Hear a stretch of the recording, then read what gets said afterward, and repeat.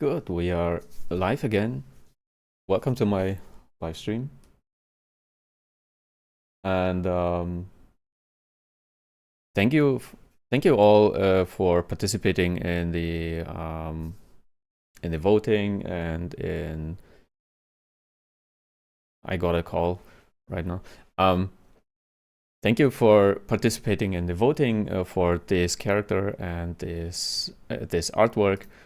I was working on it last time, and I wanted to work further on it. Maybe we can some kind of finish it. I don't know if I can finish it exactly on like I would for a 3D printing on stream, but I will try. The other thing, I have a new patron. Oh, I think I have this one. I had the wrong like outline. It's a live stream. Okay, I have a new patron. So yeah, welcome to my patron as well. If you want to join patron for my courses, you are absolutely welcome to join. There is the link, and you find the link on my on the description of this video, and you find this link on my channel as well. So yeah, the name of the new patron is Jamie. So yeah, Jamie, enjoy the courses, and yeah, let me know if you want to join the Sculpting Guru tier, so you can have yeah, live coaching as well. And we have our first person in the chat. Yeah, welcome. Please let me know if you want to know something in the chat or in the comments. You commented on the last stream a lot, so yeah, thank you for your comments. I really enjoyed to see them, yeah, to see your that you like my work, and yeah, your question as well. And by the way, you can of course follow these courses and these live streams and everything. Even if you do not use ZBrush, you do not have to use ZBrush for this. So when you are more into Blender, then you can of course use Blender or whatever you want. Actually, I'm more into like basics, and yeah, and basics are actually, you can use them for anything, for Blender or ZBrush. It doesn't actually matter. This stuff here, you can create it in Blender as well. So there is no which is better, Blender or ZBrush. Use whatever you are comfortable with, whatever you can afford, and whatever your studio is working with. It doesn't actually matter. So Savage for Wookie is on the stream and in the chat, and Sotix is in the chat. Yeah, hi, welcome.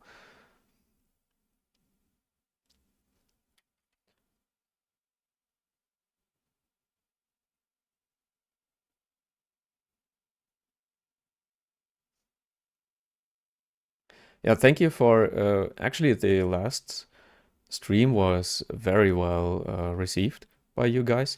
I think 6,000 viewers, and yeah, if you enjoyed it, please watch everything of every of my videos.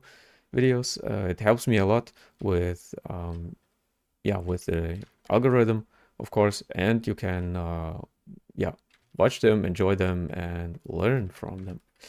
I figured out for this character here, I think I will create later. I will create some more dynamic here in the side view. I think we have a lot of dynamic here in front, but side view is a little slightly too stiff for my taste. I like it when a character, like I showed on Sagat the other day, that I like when a character has a lot of dynamics. I mean, in the z-axis. So it's really reaching out. It's really like coming to the front.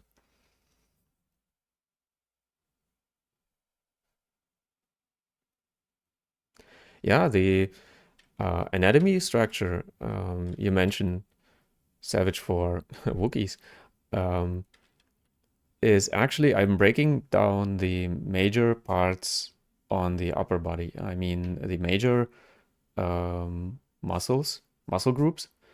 I'm not doing the single muscles there. I'm just breaking down the major groups like shoulders, pectoralis, and the lat muscles here, and the trapezius maybe. Sometimes I do it separately, sometimes I do it like this. It doesn't actually matter which way. You you decide on your own which way you like most and what works for you most. I placed my uh, I placed my microphone a little bit more yeah, more to the front. So when I'm turning my head towards this direction, it's still, yeah, like you can hear me better. I noticed it with the sound I was like, so it was not loud enough. So please tell me if you can, if the sound is okay for you.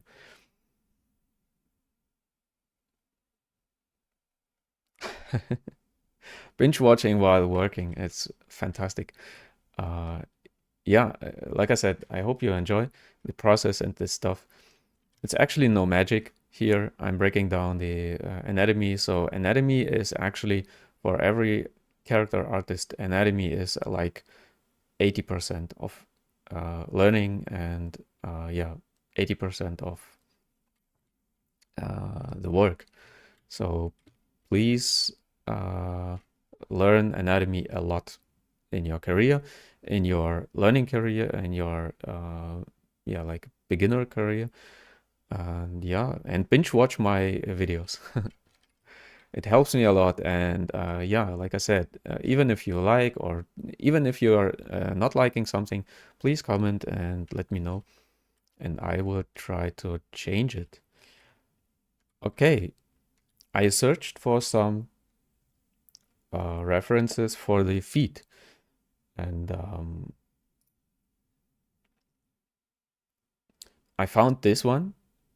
I like it a lot because it's standing like, it has a really cool dynamic, and it's standing like this, and this like knuckles here are very dominant, very prominent here. I like it a lot. I will use this as a reference, and some others. I watched for some dragon claws and this stuff, and you are absolutely free in your references. So do not use just one reference. For your final piece on details, you have to use a lot of detail, a lot of references. So I really recommend to first use this as your main reference, and then for detailing, go ahead and watch for single parts which you like more. And even in studios, you can, like, when your art director says like, okay, why did you do this and this way, then you can of course show them what you used as a reference, and say like, I thought this reference would be matching this artwork most, like dragon claws and this stuff. This one is pretty cool. I will use this as a reference. Of course, I told like some kind of mixture between a dragon claw or so and like cat feet or so. So I watched for cats like this. I think the wrinkles are pretty cool. I think I will use the wrinkles and the skin uh, for for detailing the feet.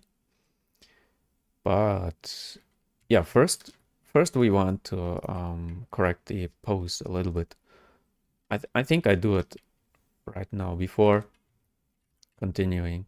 So I think his head should be a little bit more to the back.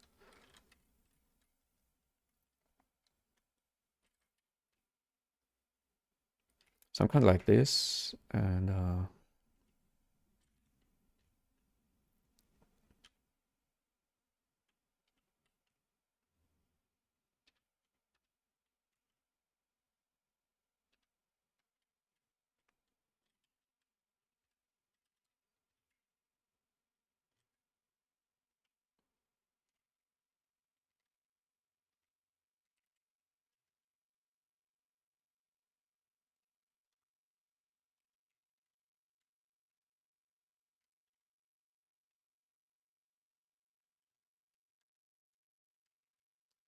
so to have some more like dynamics in the upper chest area and this stuff.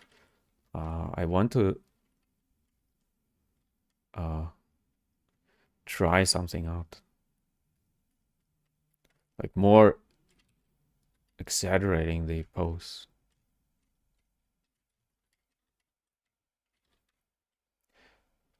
And you are absolutely free to do it like you want.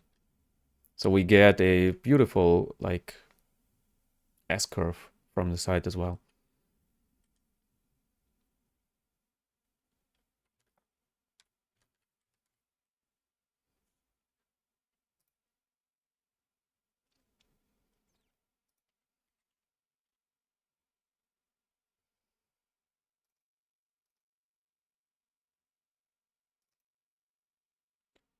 Let me open the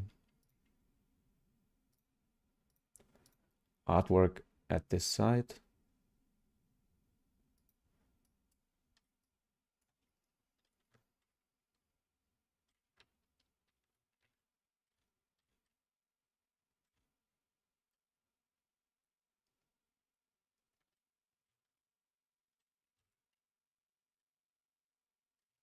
I'm kind of like this. It's not much, but it's actually there. So we have a more dynamic pose from the side.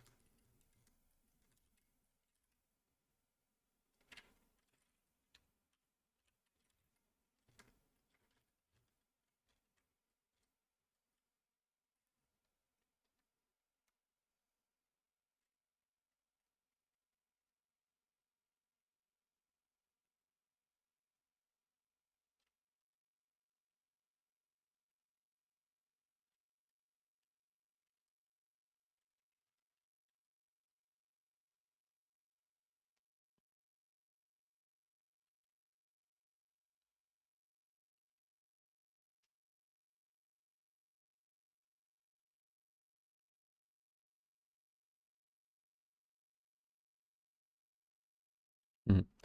Yeah, um, I like this artwork a lot. And that's why I chose this one because he has a very dynamic pose and it's yeah, you have to like match the dynamic pose you see from the front uh, and match it to the side as well. So from the front it's dynamic and it should be like yeah, some kind of likeness. You should be able to like see the dynamic even from the side as well. I hope this makes sense for you. Um, let me know if I'm right. And as well, you have to um, keep in mind to balance your character as well. So so it's not falling to the front or to the back or even to the side. So please balance your character, like find the midpoint, the main balance axis, and how balance works I explain on my live teaching and on my courses as well. So when you join my Patreon, then I will show, or you will see some courses or feedbacks for other characters where I show a little bit more about balancing. Mhm. Yeah, thank you guys. Okay, now I think our pose is better, and now I can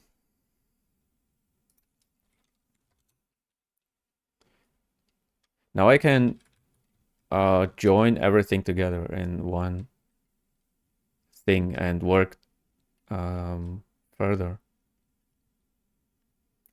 Mostly I do it like this. I duplicate it and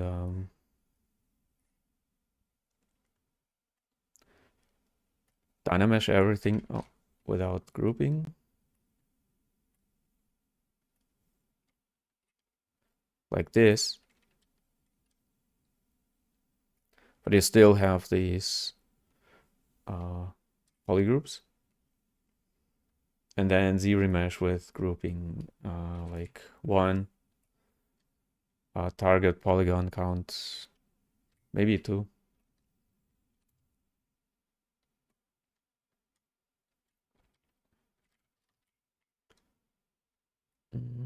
Maybe a bit more resolution here.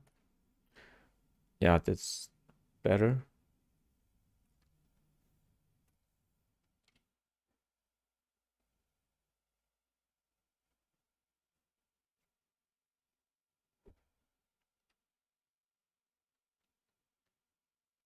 This is good, I think. Good enough, actually. And like I said, you have, using this technique, you have a lot of control over the armpit. I know that many of beginners are struggling with the armpit. They do not actually know how the arm is connected to the upper body. So using this technique, yeah, helps you a lot. Even I use this technique to have more control over the connection between arm and upper body.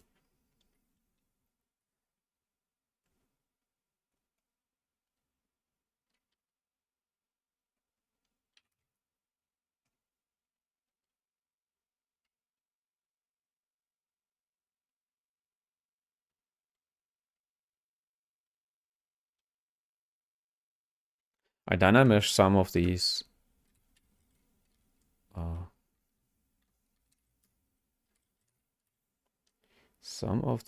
objects here to have a better control over details we are creating later. Maybe you can combine the neck and upper body as well. So you decide on your own what you need.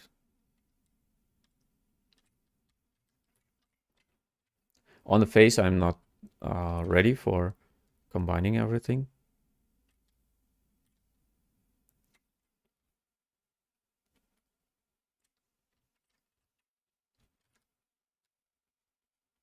So I add some details here before combining everything.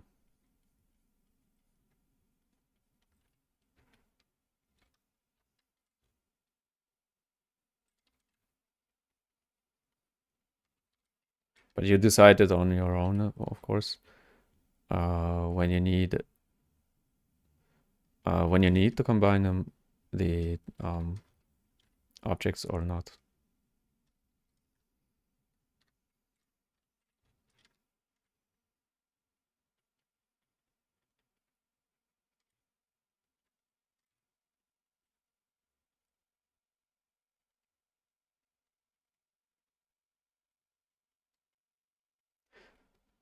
The lips on this monster are, I think they will be like challenging to create them kind of realistic, but still like creepy, this creepy look.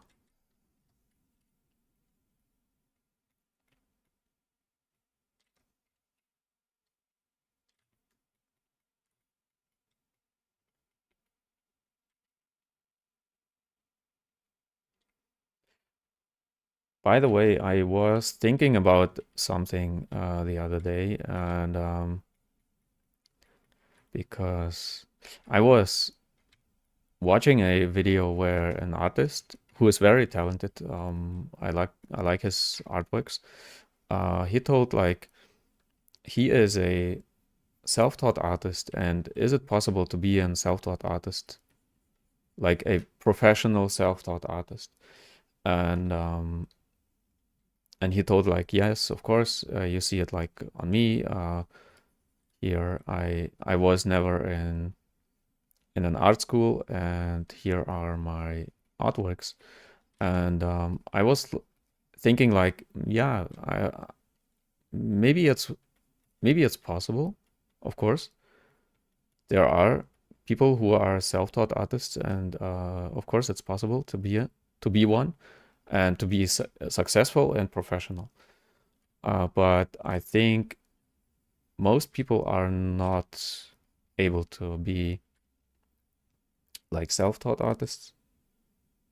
And I wanted to talk about this topic a little bit with you, and maybe create some kind of challenge for you, how you can figure out if you can be a professional self-taught artist or not. There is a test you can do, and I will tell you what test this is. It's like some kind of a challenge from me. So when you want to do this challenge, this test, if you can be a self-taught artist, like a successful self-taught artist, a professional, successful self-taught artist, you can do this challenge. So I tell you,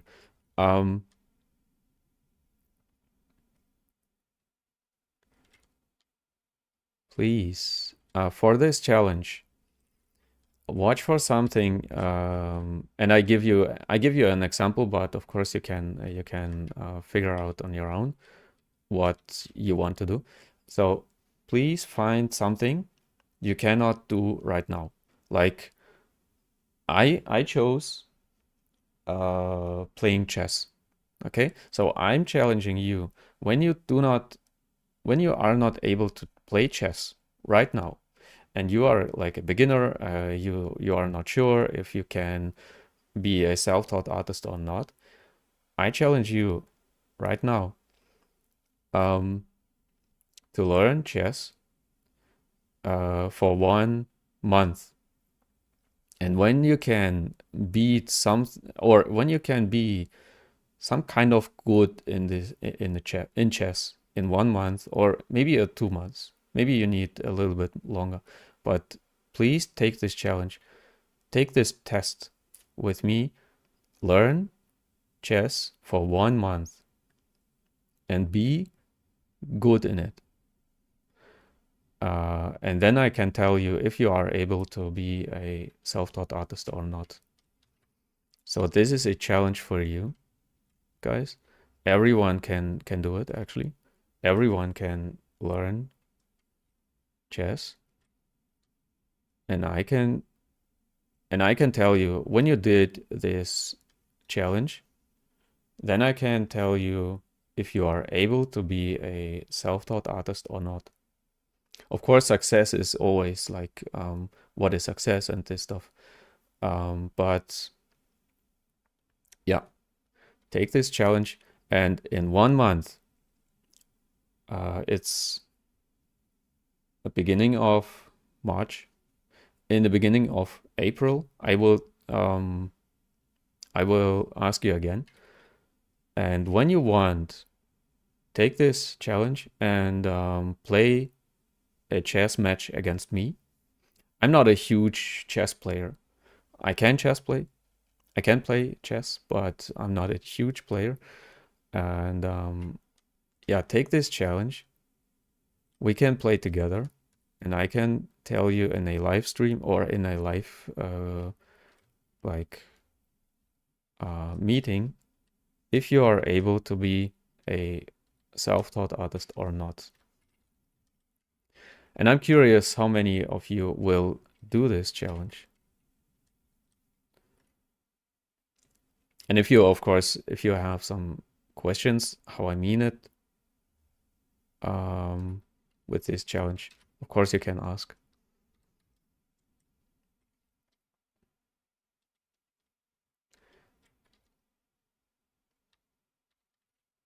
Or when you are already very good in chess, then you of course can learn something else. The point is, I want to prove a point. The point is to learn something you cannot do right now.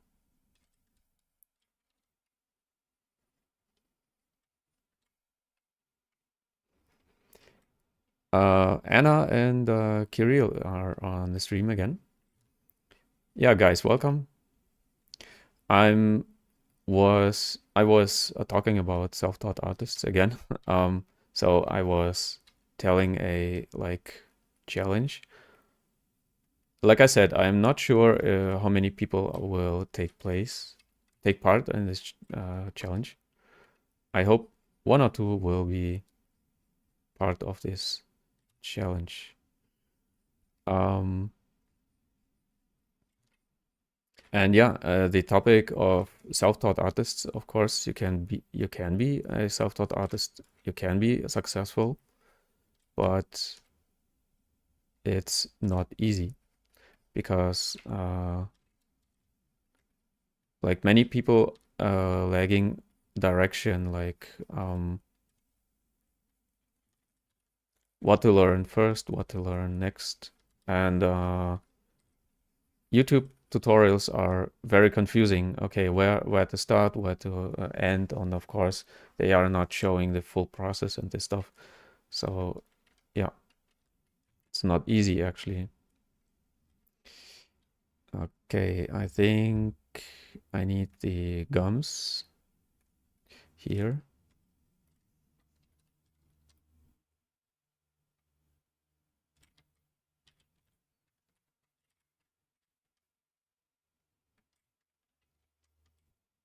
And of course you can tell me if this is a stupid idea from me, but I thought about it yesterday, and I thought this could be a interesting thing to figure out, maybe for you as well.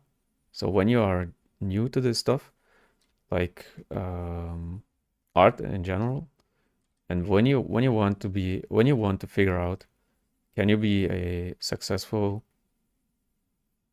self-taught artist or not? Yeah, you are welcome to join this test or this challenge.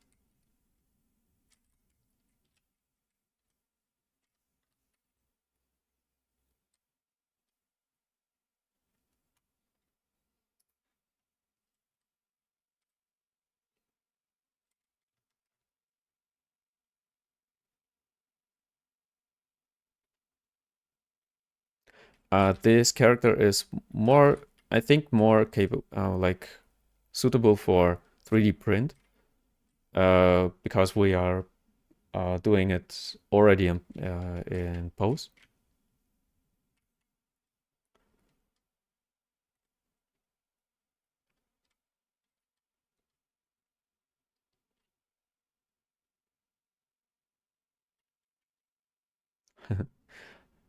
Anna, when you are interested in the uh, challenge, I talked I think 2 minutes ago.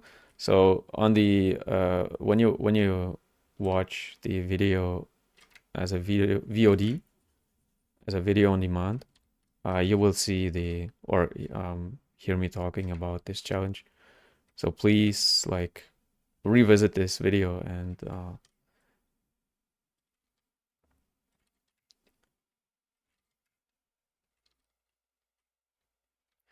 I think his teeth are I think he has much more teeth than I do here. So I have to place some new teeth for him.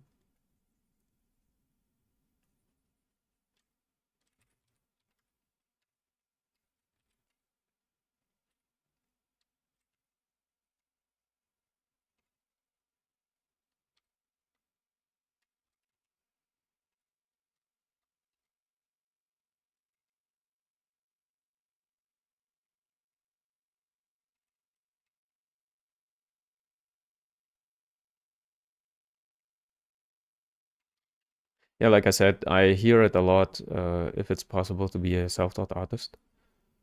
And it's not easy to answer.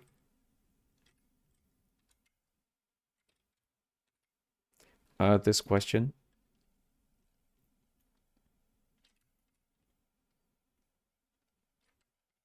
Of course, to some kind of like to some degree, you can be, of course, a self-taught artist. Uh,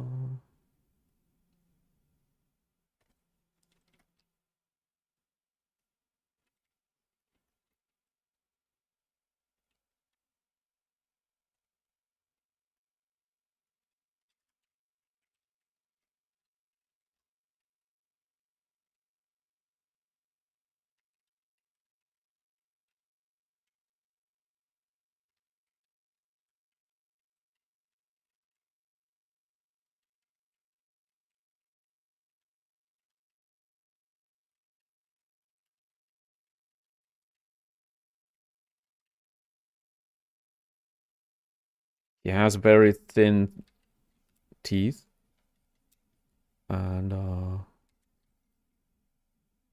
they are coming like in some kind of curve out.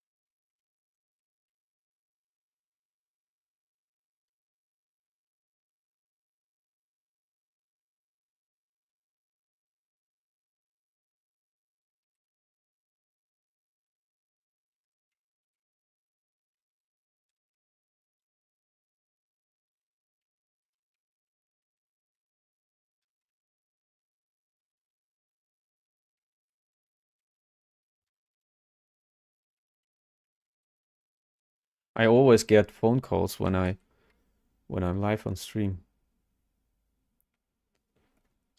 I don't know why.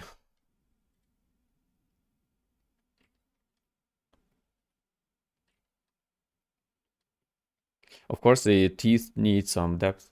Right now, they are too thin or too flat. Keep this in mind to do it.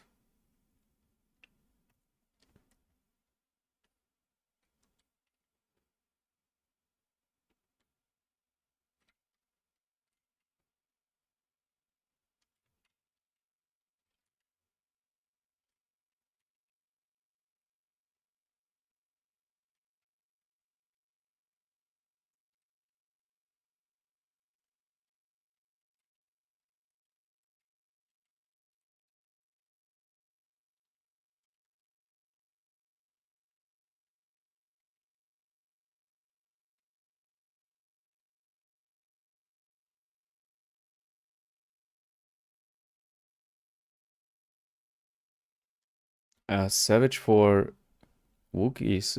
What is Mega MN? Mega Min?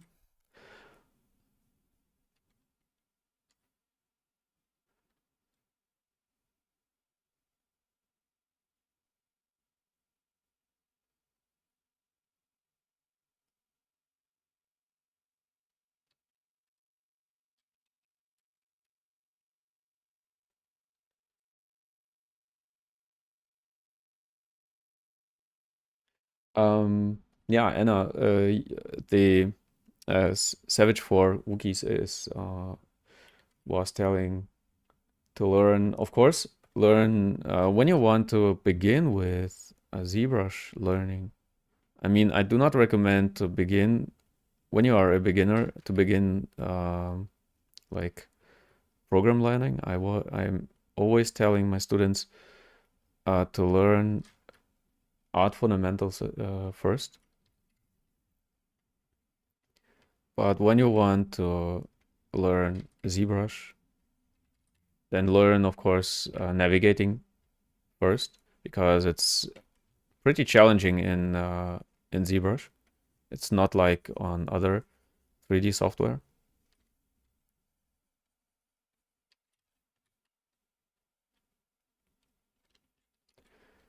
Um, yeah, but I think you need to learn uh, art fundamentals first. Do not jump too early into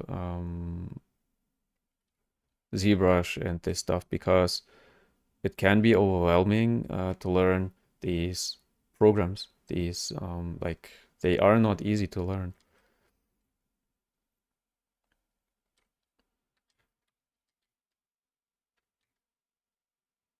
and it can be frustrating. And before you can be good, you are like yeah frustrated, and maybe you don't want to learn further. So learn easy stuff first, and learning ZBrush is not easy.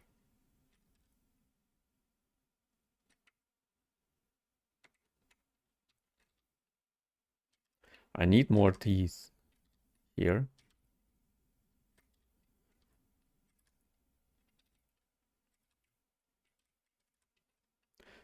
And like on other um,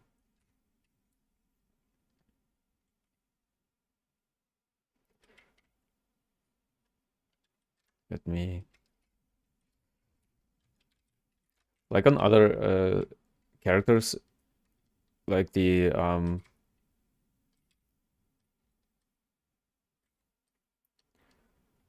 detailing is taking a lot of time. So please do not expect quick results here or quick good results, especially the final touch. Like detailing is a lot of work.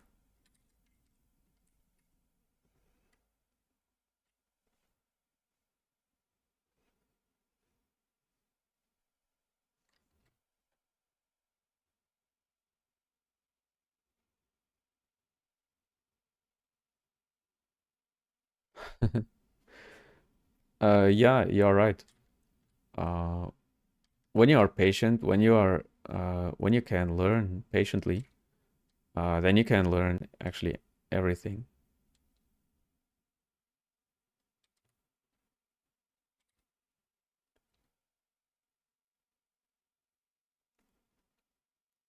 Yeah, like these teeth here, like you told, it's a lot of work. It's a lot of like back and forth,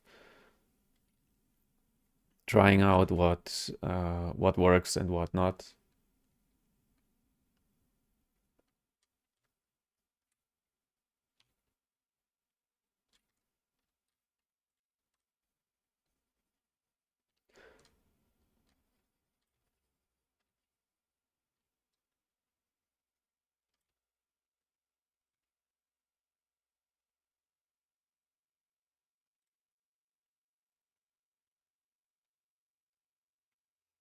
I created a duplicate of the head as well, and then I merge everything together.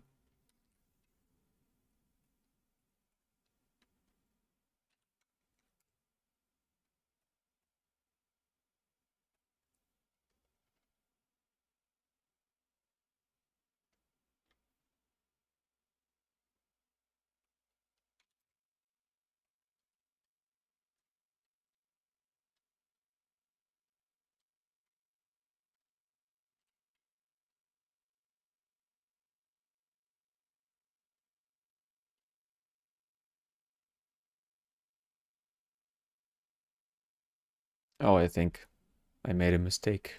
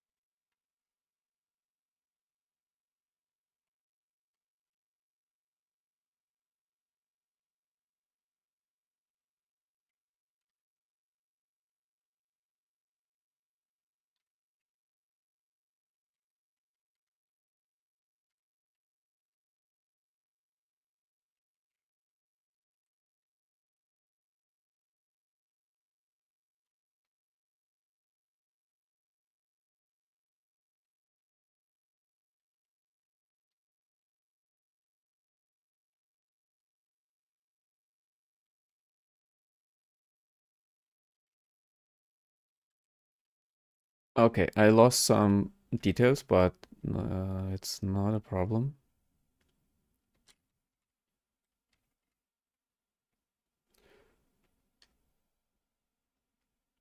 Because I can reproject my details from the other sculpt, or some kind of details. I was not detailing a lot, but yeah, this works.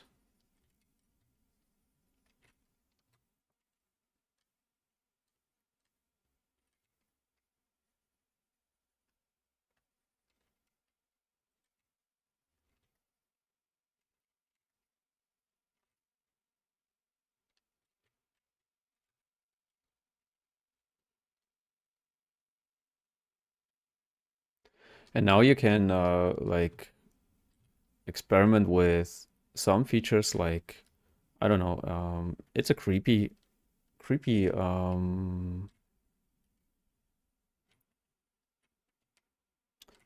So you can like use some features of a real person on a creature, so it creates a more creepy look on it. Like the lips.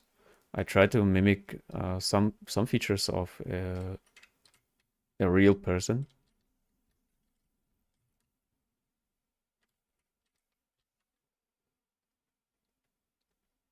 Yeah, and I hope this helps this character to be more like more creepy.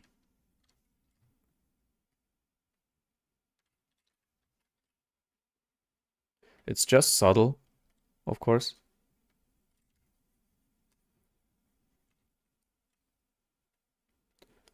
And when you raise your lip like this, it creates a lot of wrinkles.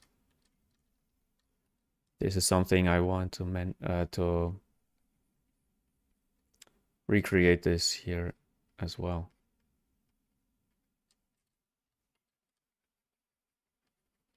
This volume here, for example.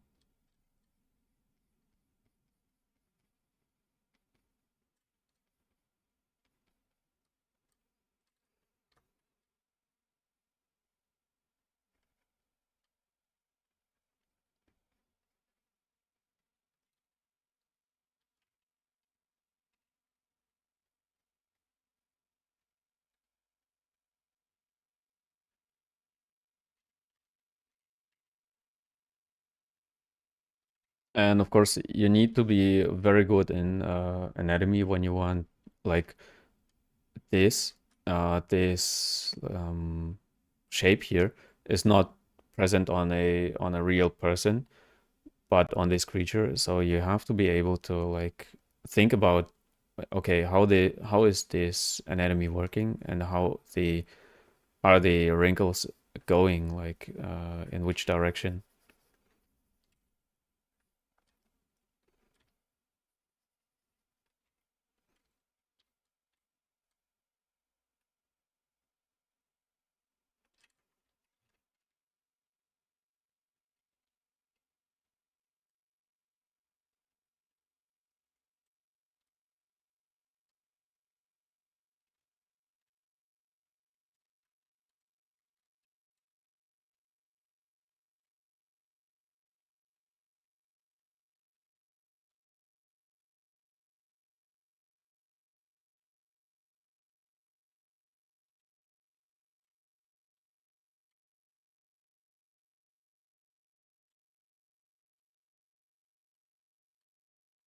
And yeah, like I said, it's more like sketching, or more like uh,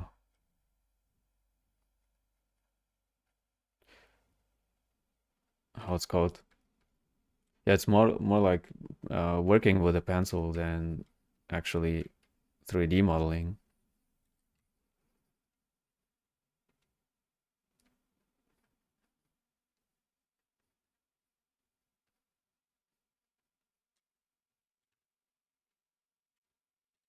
Try to mimic um,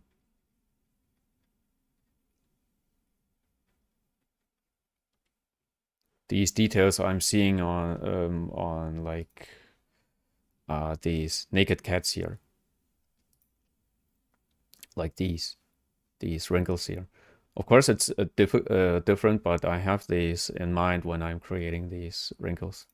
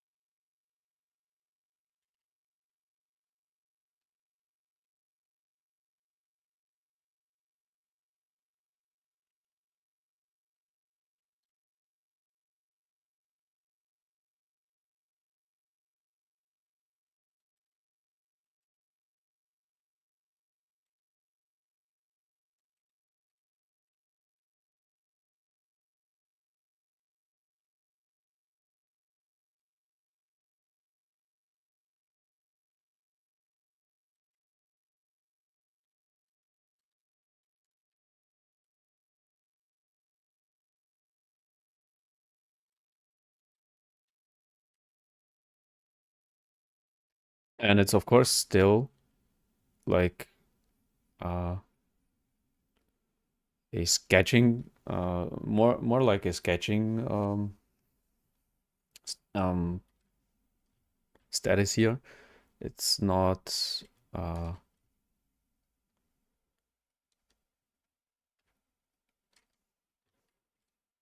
it's not final. You should keep it like still pretty loose.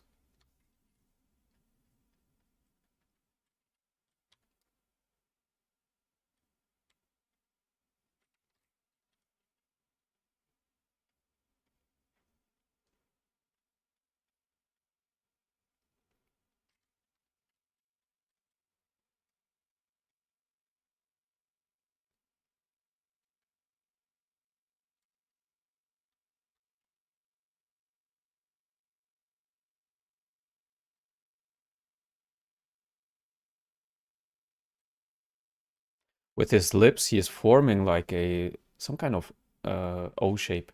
So keep this in mind as well when your character is like talking or whatever. I mean, in this pose, I mean for these printing characters. So and maybe he is saying in this situation he is saying something, and maybe maybe it's necessary for this character, like form the lips that he is like saying something in some kind of way, like he is forming an O. Of course, he is smiling in the same at the same time. This makes him, I think, very creepy that he is able to form an O and smile at the same time.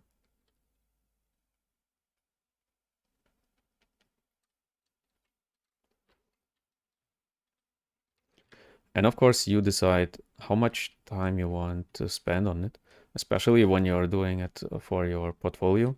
I would recommend to spend more time on it than on a studio work.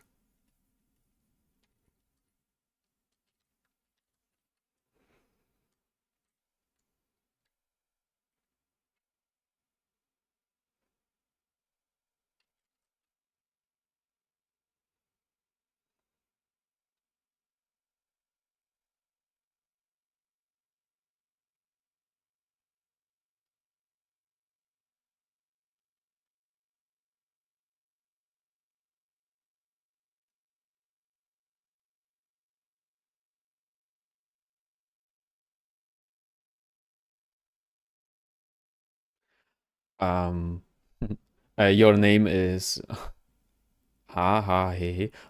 So yeah, first of all, your question was you have like some kind of problems with posing and the posture, like yeah, creating a believable pose, I think. Um, and you asking where to learn it and how to learn it. And I think when I think it helps a lot when you are posing, when you are self-taught, a self-taught artist.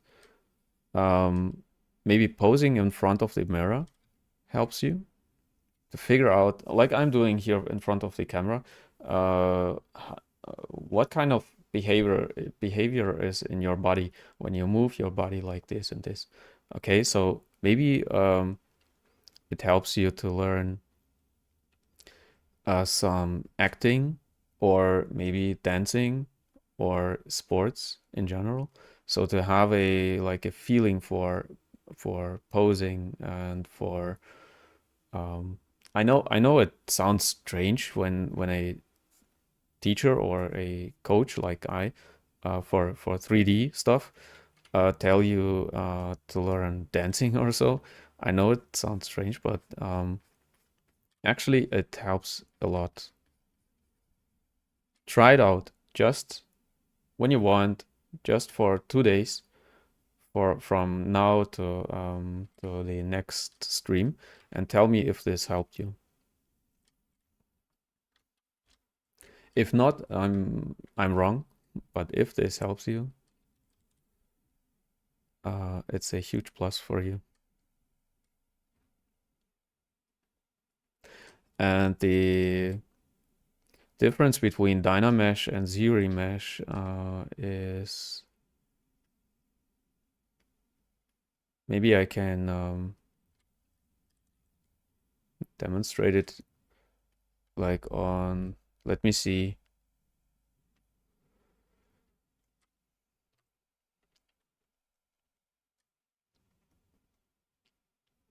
I demonstrate it quickly.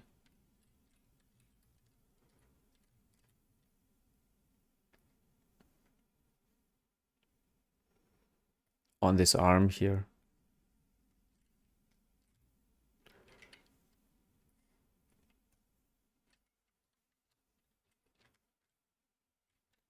Okay, let's say, I don't know, you created this arm, or let's say I want just 3 fingers here. So I trim them the fourth finger away, like this. And I want like a clean, these are triangles. This is not clean topology for working, for sculpting. It's possible, but it's not clean. And I want to clean it up. Then I can use ZRemesh,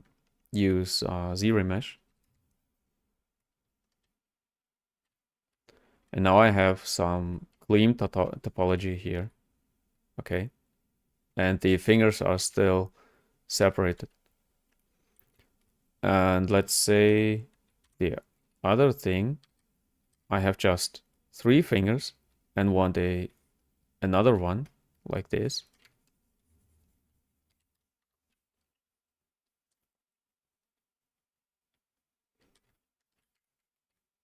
And now I can use Dynamesh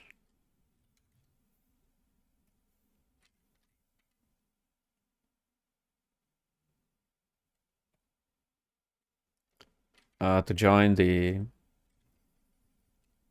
geometry together. Okay, so it depends on what you need for your work or for your character. So use the one thing or the other thing, or you can combine them. For example, I joined these both together, but it's too heavy, too much polygons, like here 300,000 polygons. So I joined this finger there, and now I can ZRemesh. It takes some time.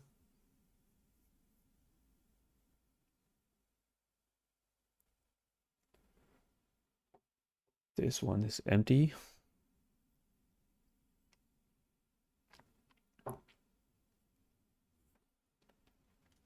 And now I have my clean topology again.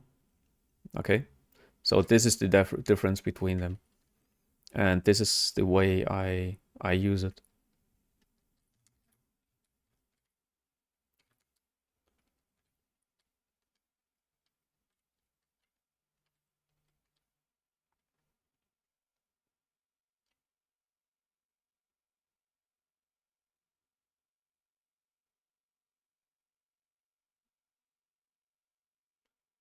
Yeah, the difference is like clean topology. If you need clean topology, or do you need more uh,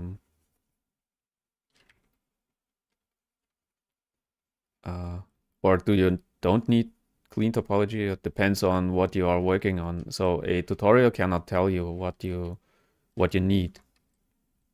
A tutorial is just telling you like how to use it, but this is why I think this is one reason why I think self-taught artists or self-teaching is not easy, because you do not have guidance and you have to ask someone like on a chat or on a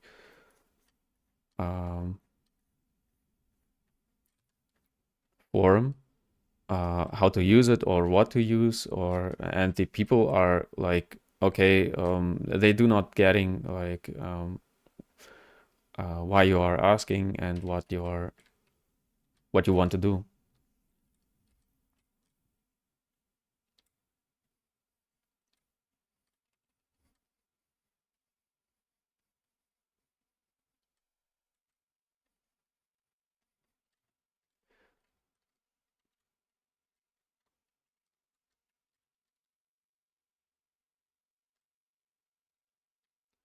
Okay, I'm creating this one a little bit more sharp.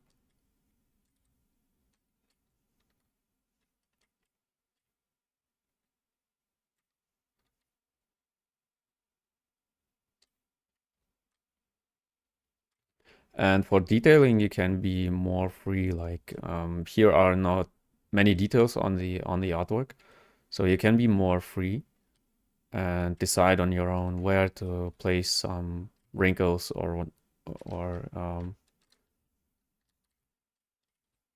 yeah, details.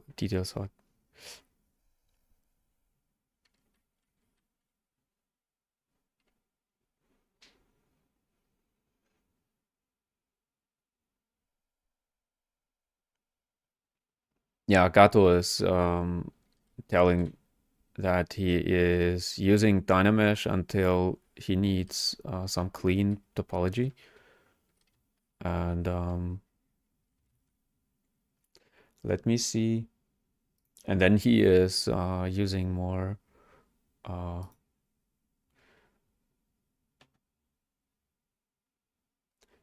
he is using more Dynamesh. Let me see dog mouth.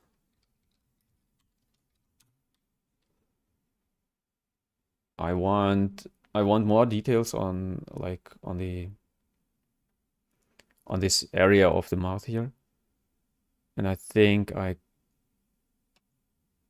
can use these as references.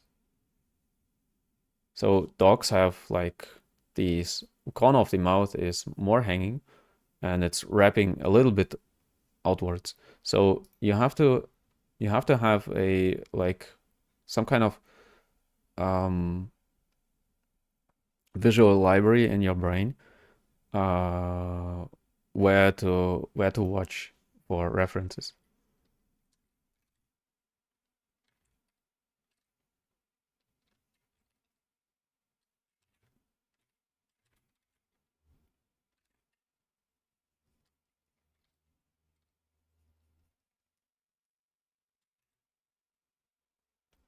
And I'm switching between these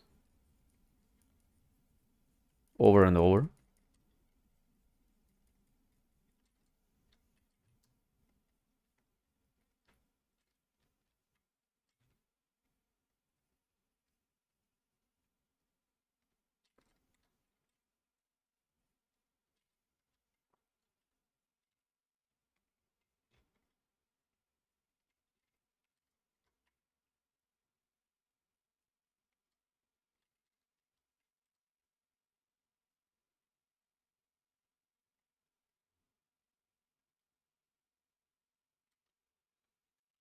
And building up some volume here.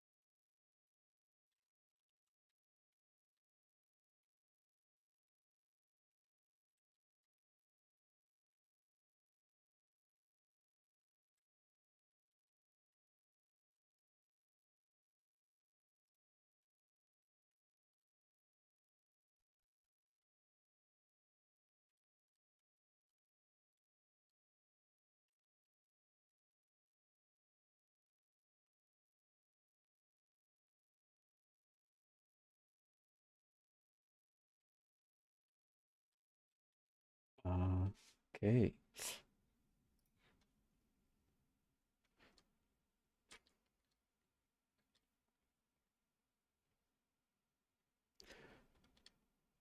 Of course, the details like wrinkles have to follow like a logic or so, especially on a creature. It's not easy to have a logic there because sometimes you have geometry like or shapes like they are not making a lot of sense.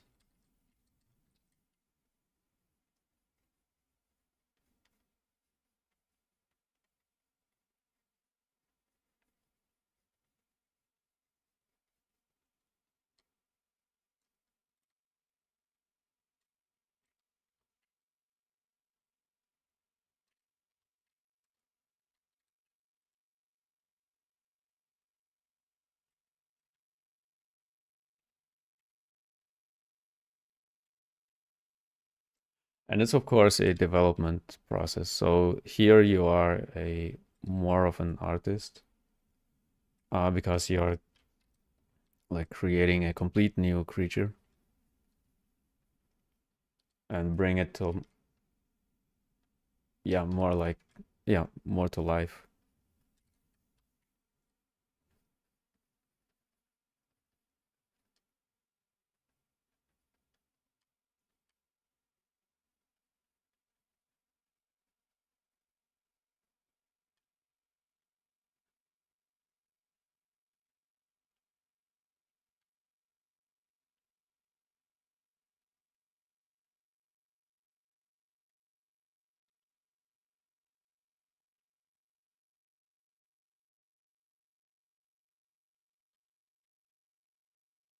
And I watched this channel of how he's called Nico from Speed Character.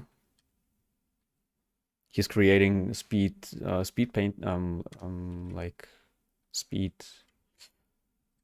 um speed sculpts in Blender, and he was asked if it's necessary to be like to stick a lot or to stick much very much to the artwork, and he told like it depends, and I agree.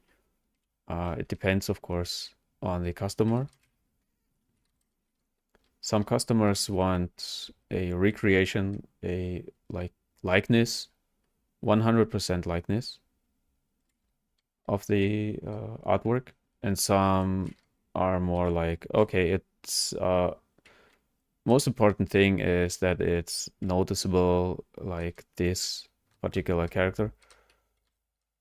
So it depends always on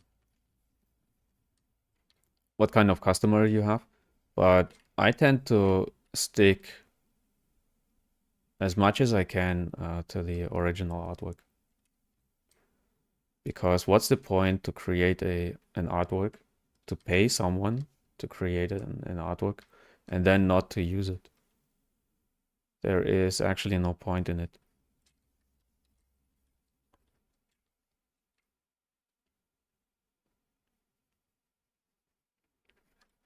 So I try to recreate as much shapes as I can from the original one.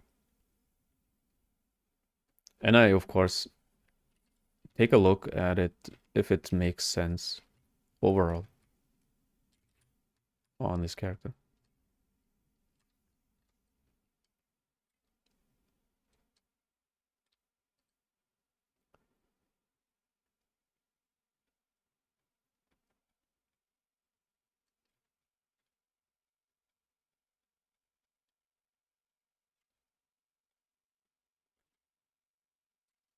It can take, of course, it can take a bit more time to recreate it like one to one, but especially on like printables, collectibles, like you want to have Super Mario when you buy it as a statue.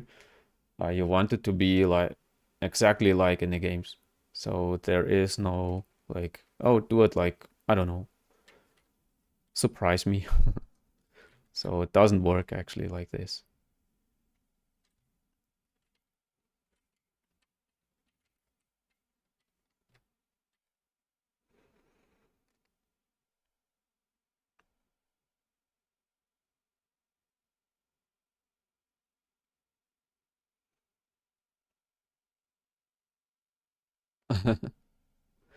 King Wolfman is telling that the face is looking like John Lennon. I actually have no idea how John Lennon looks. Let me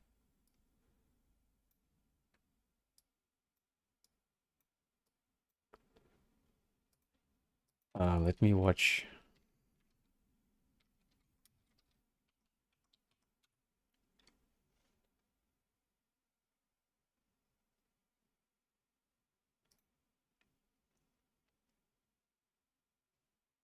I don't know. Do you think? um,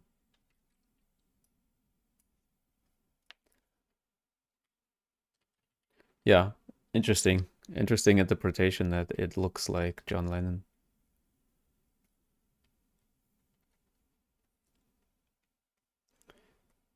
Um,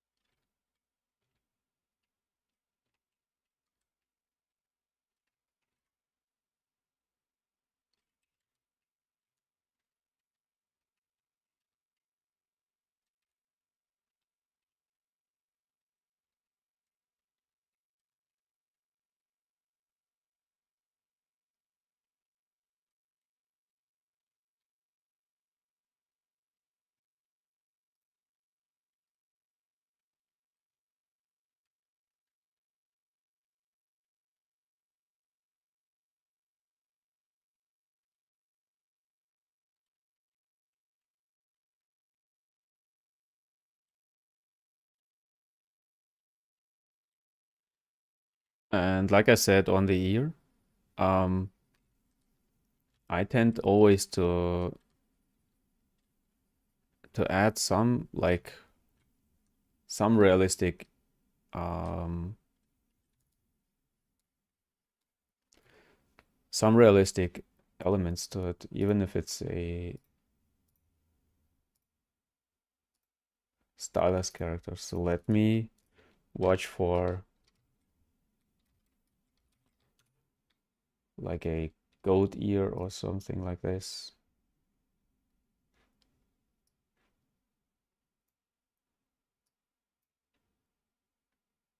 This one is good.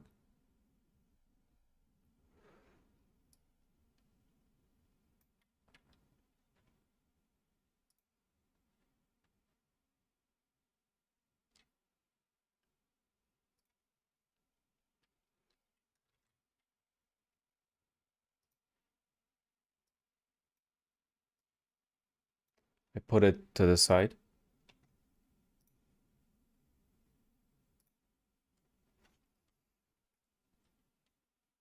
It's not exactly like a goat because a goat has more round ears, but it has some interesting elements, like not human-like.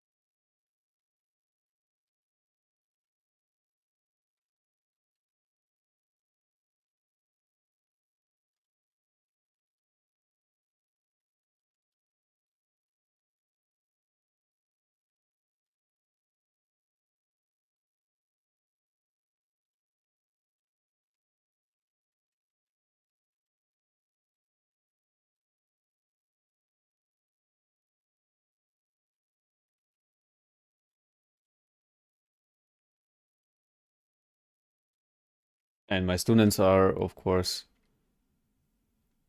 aware that I'm obsessed with ears. So I enjoy creating ears because this gives a character like the uh, some like a believable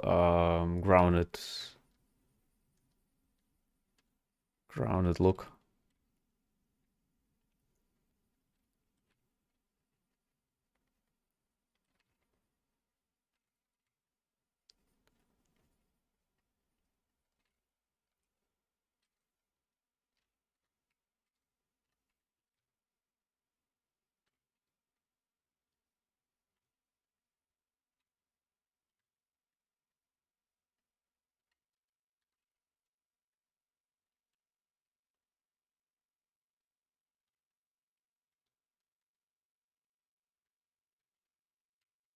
It's a bit too much.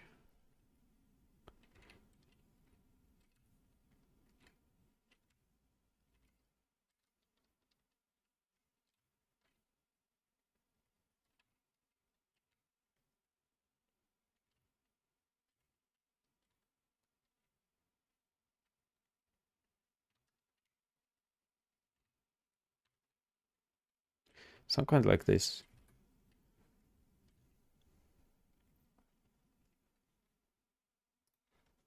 Okay, and now we have a like another detail level of detail. And of course, you can continue with the hands and the upper body right now, or work further, but do not finish it too early.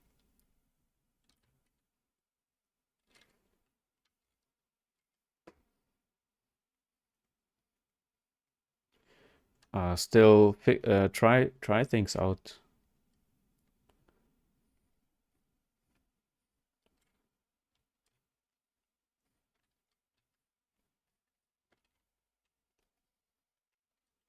Still work some kind of loosely here.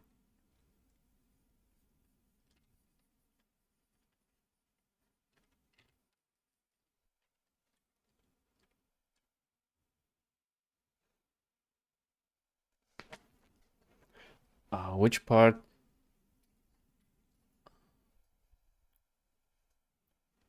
Name Kirab is asking which part of sculpting is hard. Which part is hard? Good question. I think the two different or three most difficult things about sculpting in general are proportions. I mean the building the base mesh and yeah, like proportions actually. Yeah, like anatomy. Then posing, and then I think detailing is very very hard to do. So I hope this is a good answer for you. So there is not one thing that is very hard. I think these at least these three things are very very hard to do and to get it right on the character.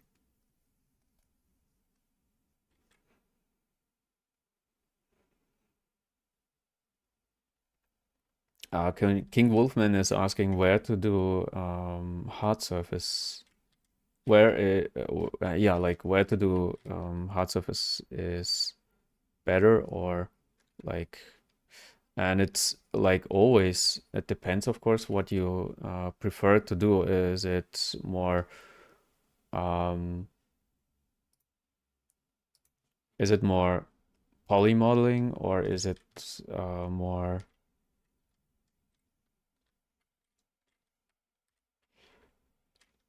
um,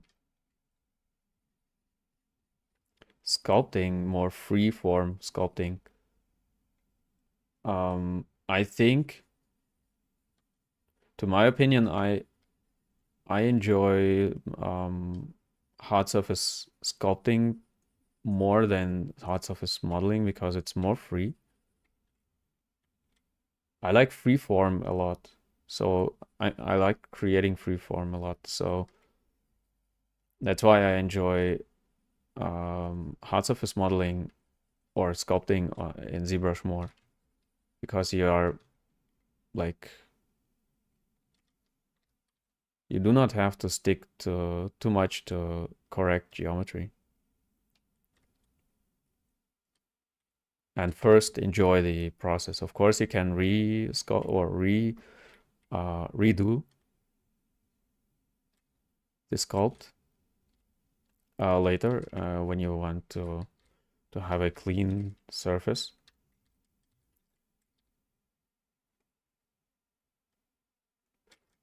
But as always, like which is better, I cannot tell you because it depends on your preferred workflow.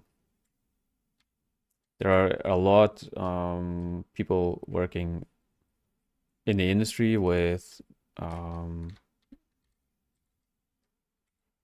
doing like hard surface stuff for characters, and they never use ZBrush.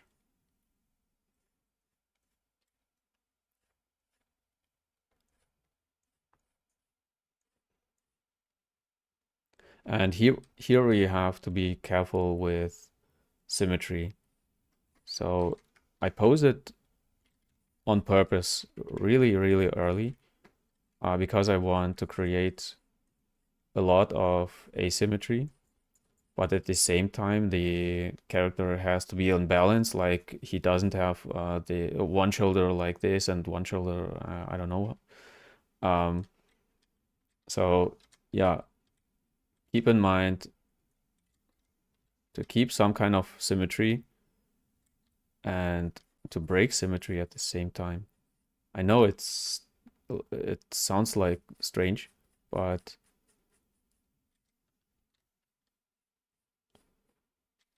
it's actually, yeah, one of the most important things.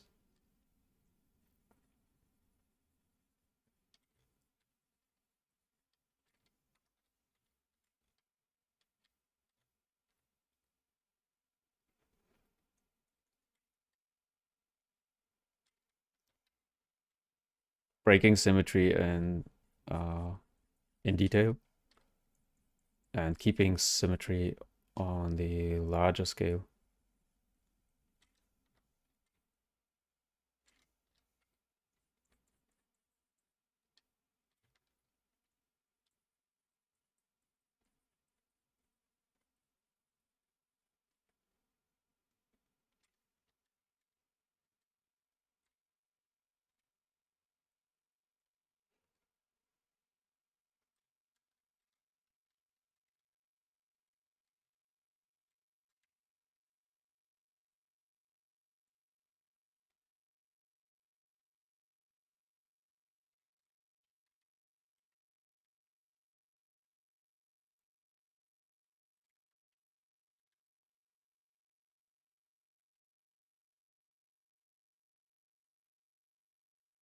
He has some really interesting details here on the neck, but it's actually wrong anatomy, and I try to figure out how to recreate it, but at the same time to correct the anatomy.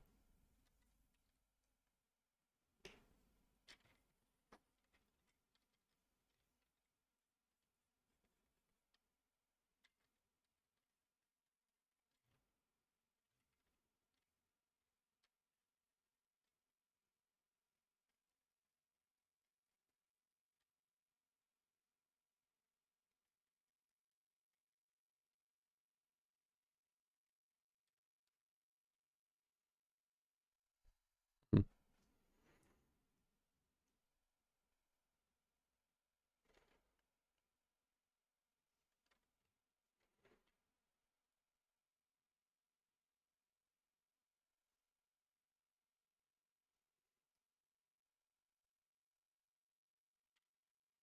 Uh, Anna is asking if I prefer to sculpt male or female. Actually, mm, I enjoy I enjoy both, but male characters are a bit easier to sculpt or easier to do because you have a lot of like landmarks, like muscles and this stuff, wrinkles, and male characters are more forgiving. Like it doesn't actually matter if you create bigger or smaller hands or a bigger, smaller head or chest area. Doesn't matter actually how you or how much you yeah, abstract from the reality. Um, Most important thing on male characters is it looks good, but on female characters it's less forgiving because yeah, when you create the shoulders a little bit too wide or whatever, it looks strange, it looks yeah, wrong. And that's why for enjoying sculpting, I think male characters, because it's more free. But for like beauty stuff, like to create a beautiful piece, more female characters.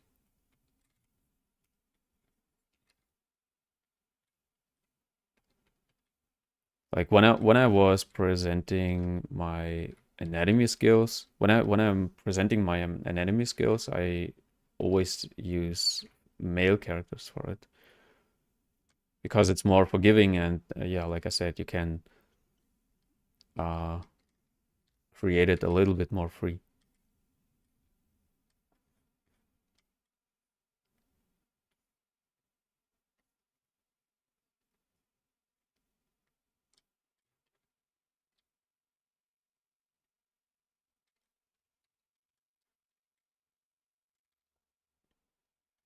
And yeah, here is the most difficult part to find some kind of symmetry, but I mean stay asymmetric, sculpting asymmetric, but find some kind of symmetry.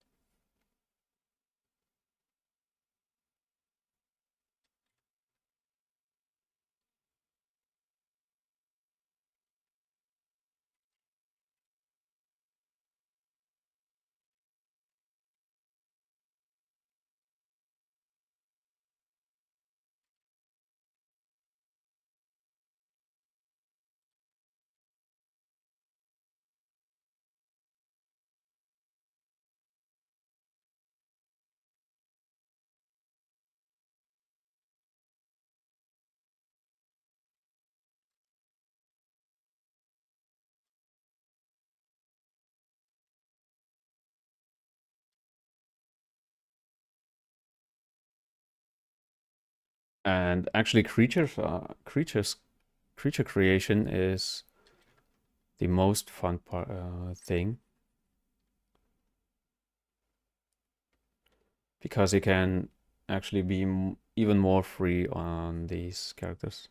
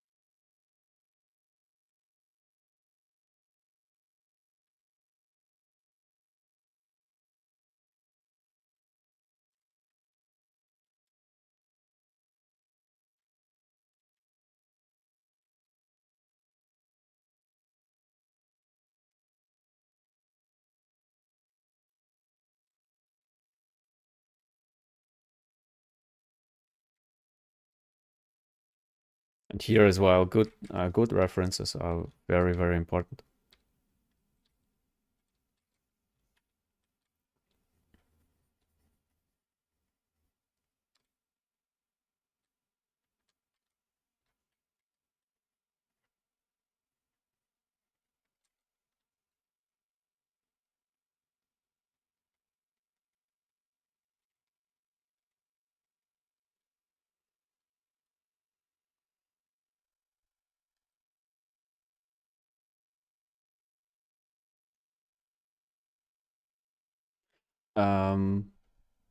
Camisa Azul is asking for clothing. You have some problems with creating clothing for characters, and it's actually its own topic on character creation. Um,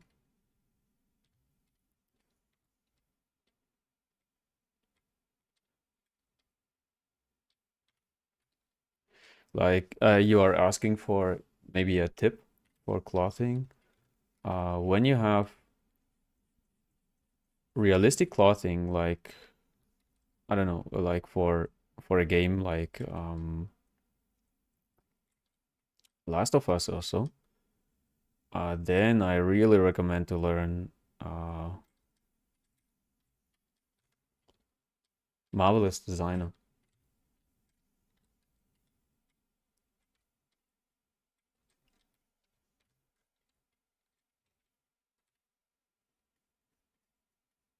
And when you want to sculpt your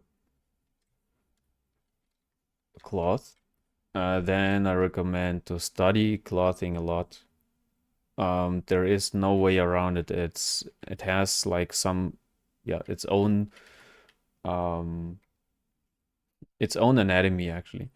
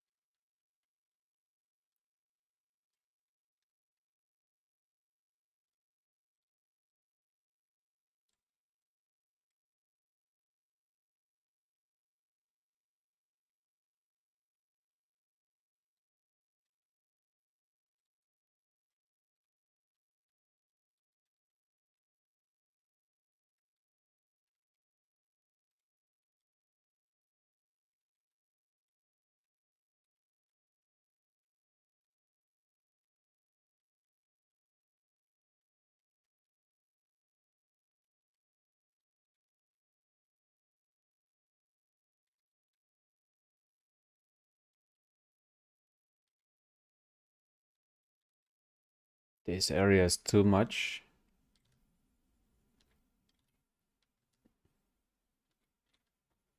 It's still like cat sketching phase here, but it's like the second layer of detail. I would call it like this.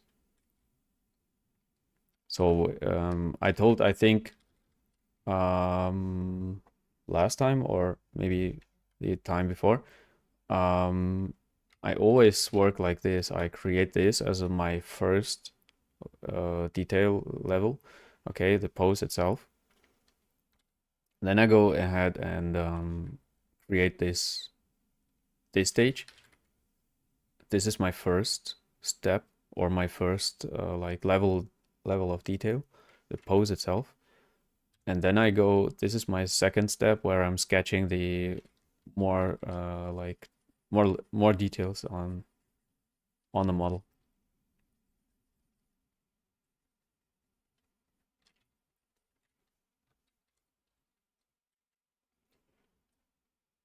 And I think you can finish this piece in about 4 steps, 4 detailing steps.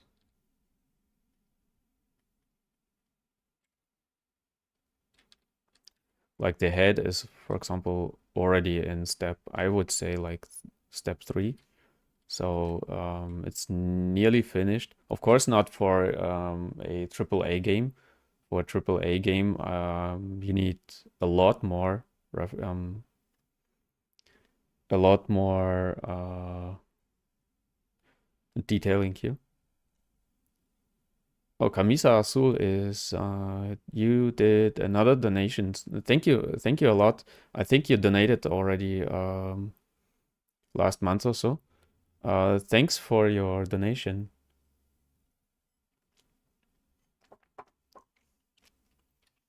I appreciate it a lot.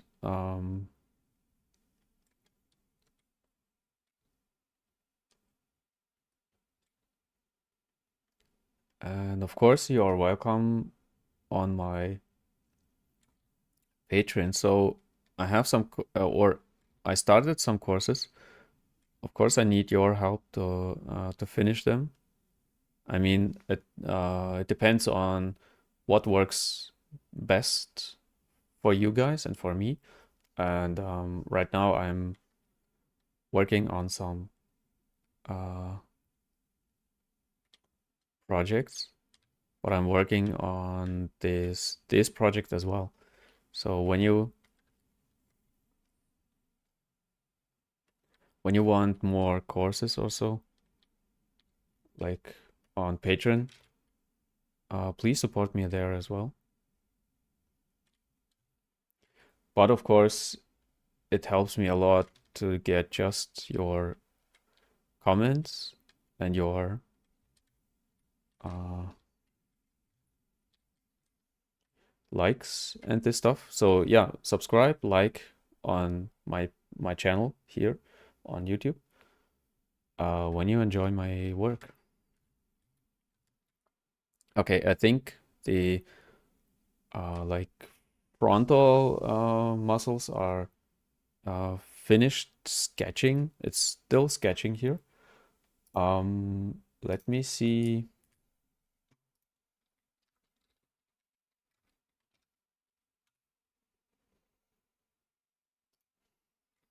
Let me see for another reference for the body,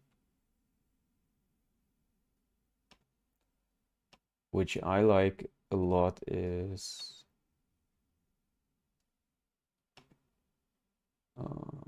this one.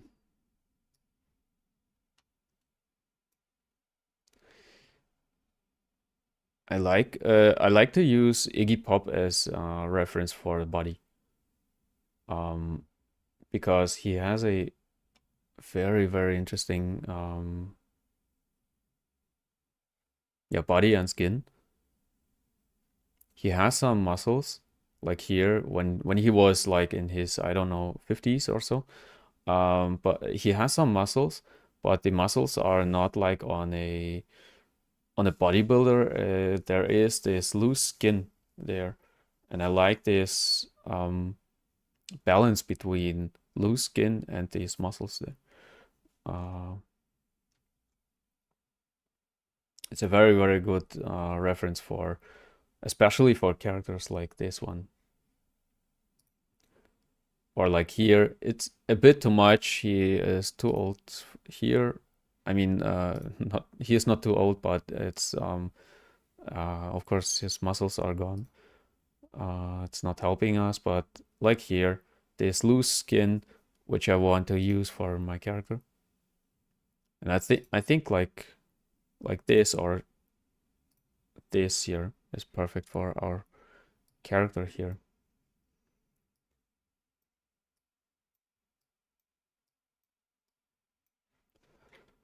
So yeah,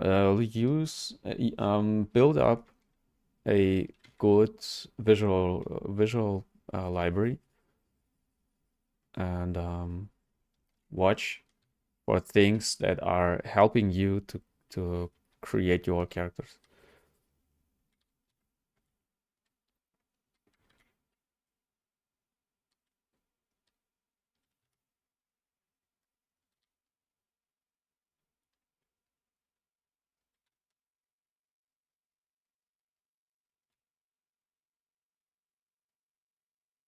So he doesn't have this like this portion here or this area here is not like on a bodybuilder. It's not like these pecs.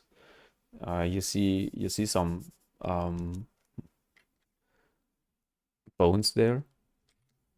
So this is something I want to use here. bony areas, but on the same time, he has some pecs like on the outer side. And I want to use this for my character. These bony areas. So I'm working always towards something. Okay, I want to tell a story about this character. I want it to be creepy, but it's like on this artwork, it's of course muscular.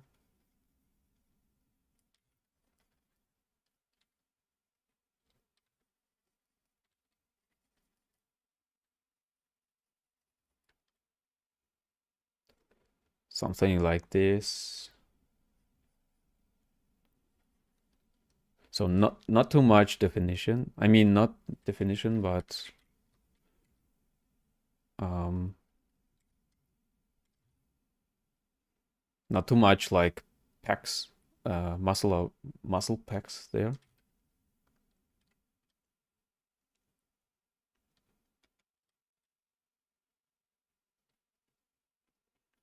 The deltoid on Iggy Pop is a little bit more like round. So same thing here. Huge muscle there, but not too much defined, not too pinchy there. I hope this makes sense for you guys, what I'm after here. So yeah, tell me if this makes sense for you.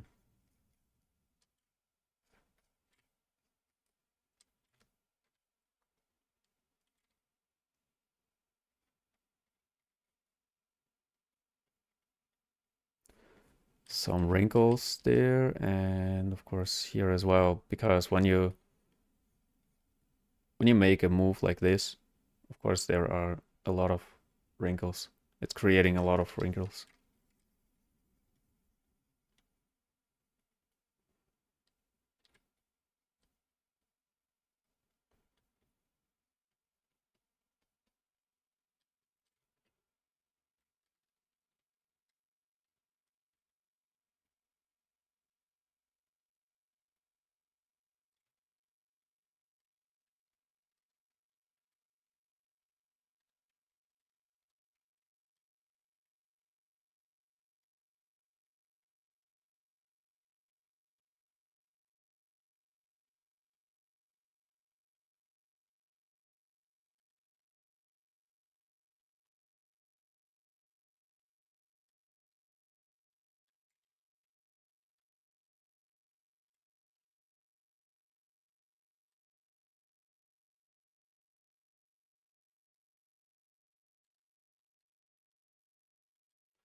And here is some stretching going on.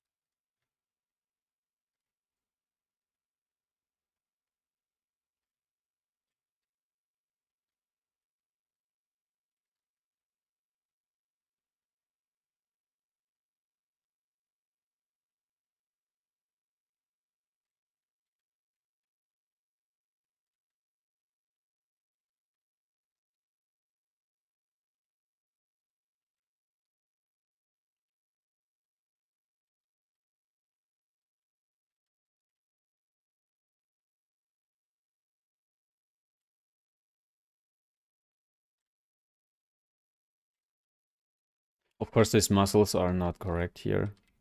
They are actually too much sticking out. Should be a bit rounder, like this.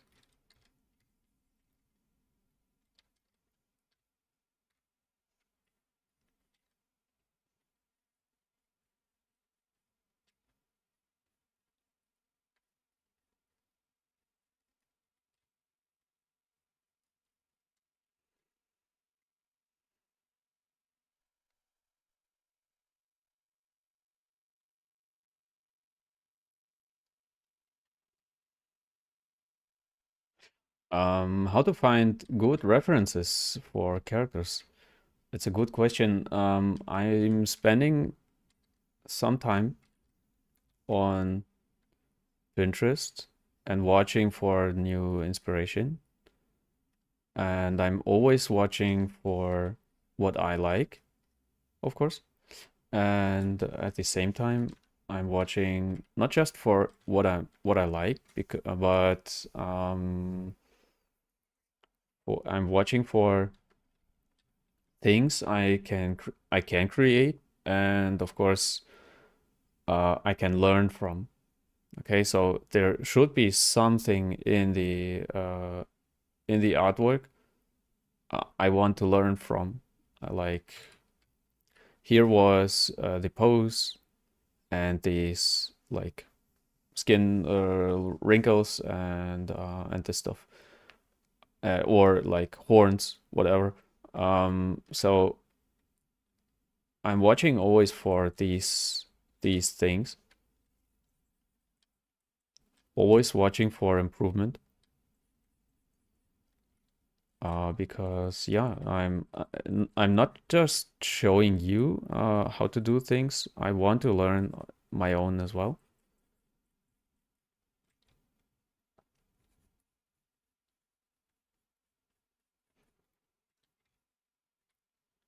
And this is how I'm watching uh, for references. And of course, I'm watching what is missing on my portfolio, and I'm missing a lot of like creature designs. Maybe I'm missing some uh,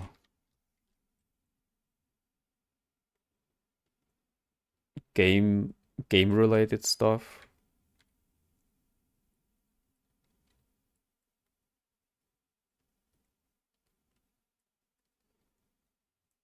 Yeah, like character like creature design, because studios are seeking for creatures, or games in general are seeking for creatures a lot, because actually as a player you are always fighting bosses and creatures and this stuff.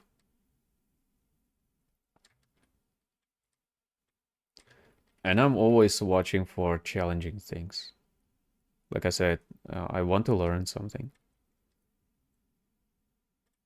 but I'm not watching for things that I cannot create. So please watch for things that you can create. So do not do creatures like, I mean, do not create too much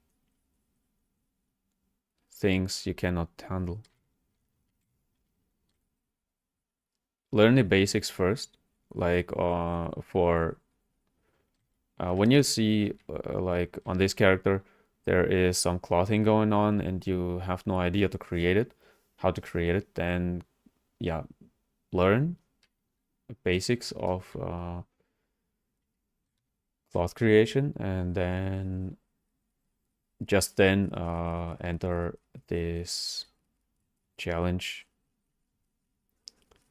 how to create this character and this clothing here.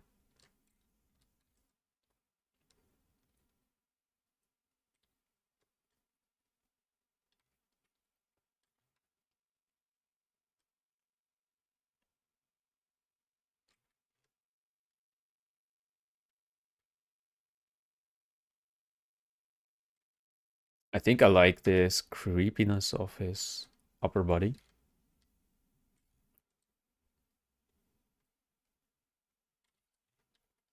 and it's more dynamic. Let's see. Yeah, it actually didn't change too much when we were like pushing and pulling things around. Maybe the head could be more to the side, but it's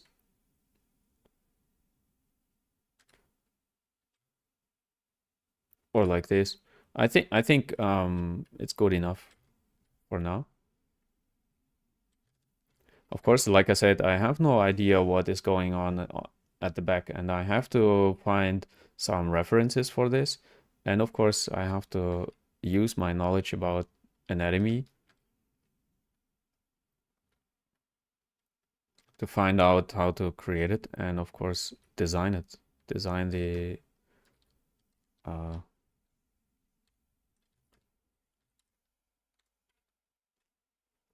the other side.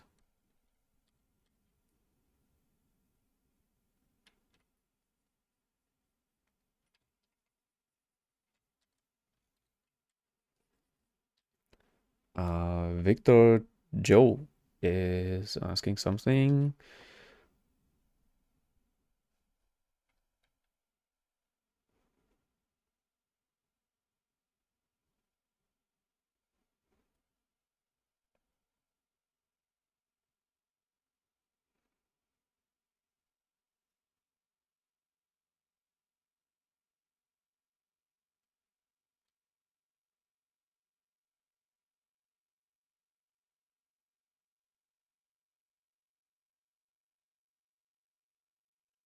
Um, yeah, you're asking for how much. When I'm creating this character here, as an example of this character, how much is it like observing, and how much is it knowledge? Like how much observing of the anatomy is transferred like from this to this, like observing versus know-how. And I think it's more know-how than observing. I'm observing more like the proportions and the pose, but the rest is more like the anatomy itself, which muscle is going where, is more know-how. And I'm actually not using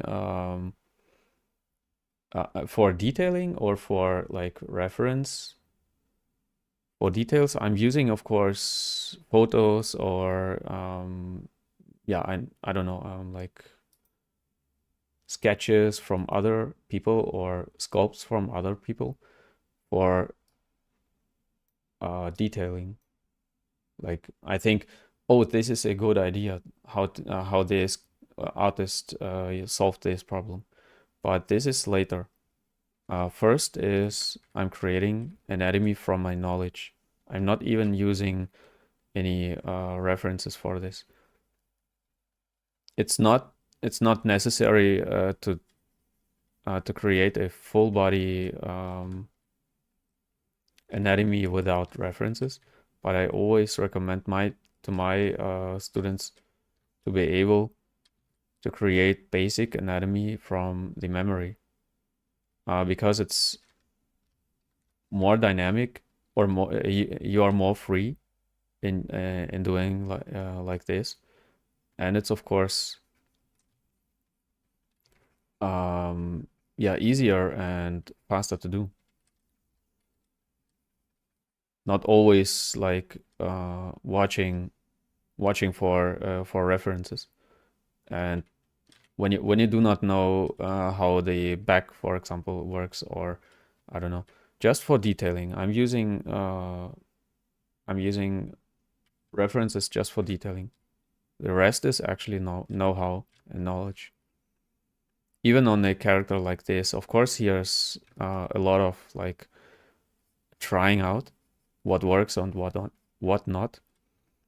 But I know that there are like there is a spine like this, and um, this part here is watching out like this. Okay, so it's more know-how and less references. And I recommend to everybody to to learn anatomy to a point where you can at least draw or sculpt basic anatomy. I mean, one figurine. Okay, one skeleton with every muscle, for example. But do not learn the names of the muscles. It's actually a waste of time to learn them. Sometimes I have to learn them because I'm teaching, but even I do not know every muscle by name, even if I'm teaching anatomy, because actually it doesn't matter. We are not doctors or surgeons. So we actually, as artists, we do not care how it's called. Oops. Okay, like this, and yeah, like I always, or I think I was telling last time, I'm not spending too much time on the back because we have to like figure out how it looks, and I think I would create a kind of look of this frontal area here, and try to mimic it on the other side here.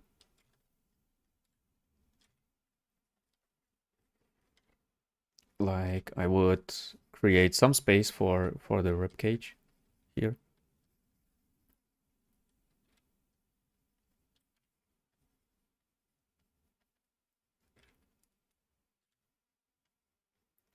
And create some inserts there. I like this a lot, this detail. When you smooth it out, it looks like the rib cage is watching through the is tracing through the muscles. So I would, of course, you need references for this, for these kind of details.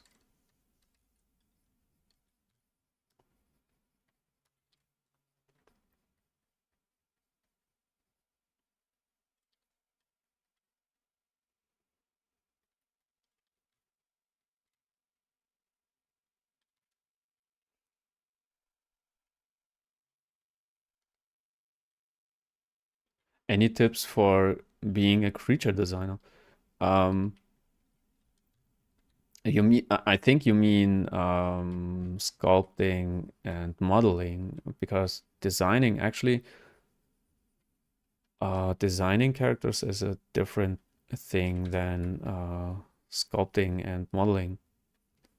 I mean, 2D design, I mean, like, not 2D design, like uh, concept artist. But when you mean like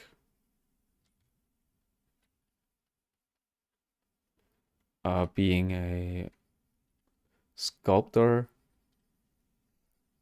and maybe I'm repeating a lot, but actually, most important thing, especially for creatures, is anatomy. Learn anatomy a lot, and when you want to create like creatures, learn anatomy, even not just human anatomy, but at least from a cat or a dog or whatever.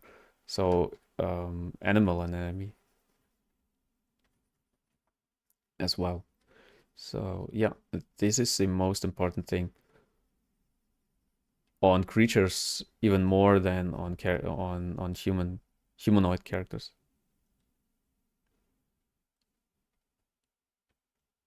Yeah, own characters or own creatures design. Yeah, it's even harder to do. I'm not a huge concept artist. I've seen a lot of concept art in my life, of course, and in my for my work.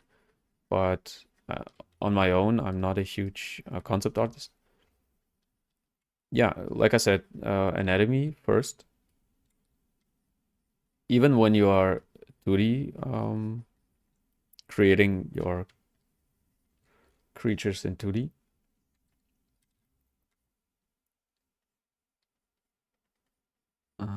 figure out how much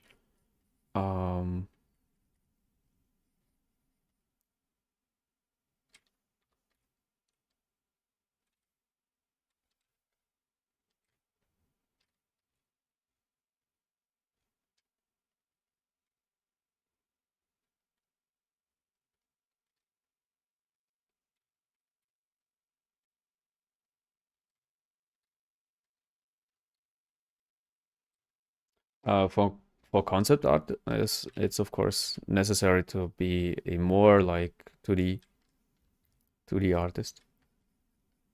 And watch which one I like for learning 2D. I like this artist, how its name? I forget about the names or always. But he is teaching, I think, Proco or so. He's teaching a lot drawing. I did his tutorials as well. And maybe you will notice some things on my tutorials that I got from his tutorial. So check out Proco for 2D art basics. He's teaching basics as well, but for 2D art.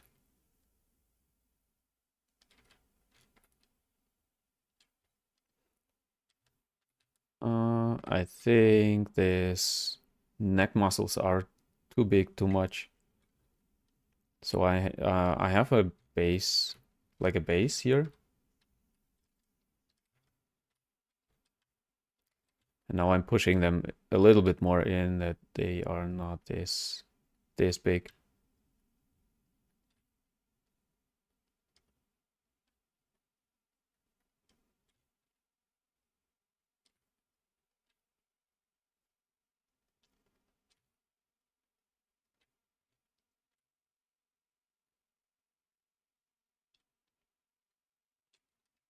Oh, by the way, for those who are watching for a job, maybe Crytek is still searching for character artists here in Germany.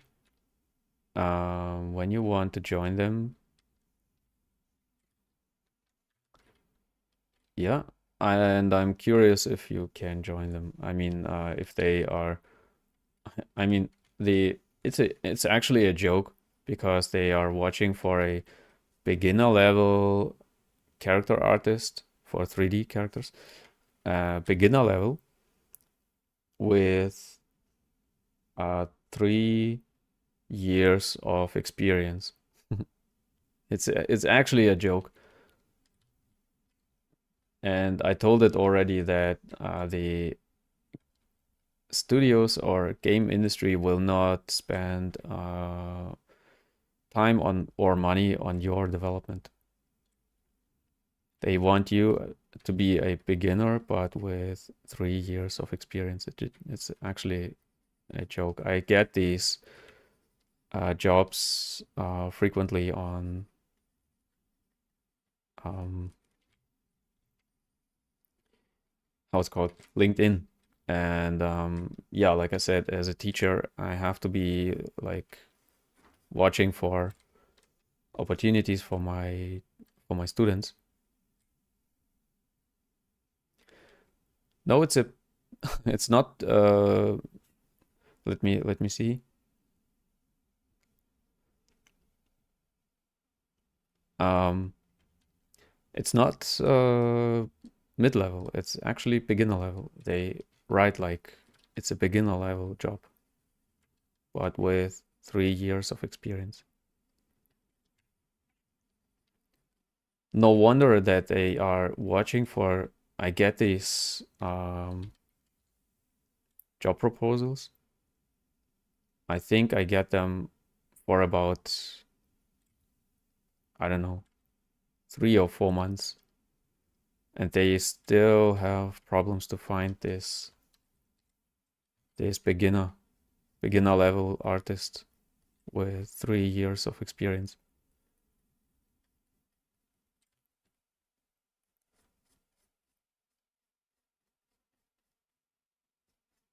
And I'm curious if this person is out there. Maybe it's one of you. Maybe it's one of my students or subscribers. So yeah, you're welcome to share with me if you got this job and maybe how you got this job, because I'm curious.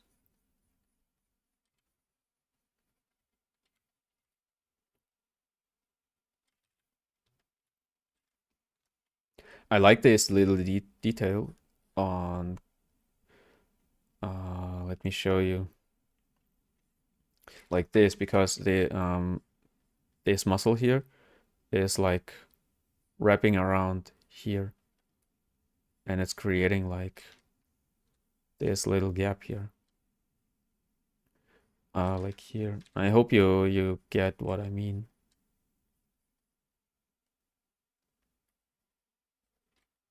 Like this. It's wrapping around like around the neck.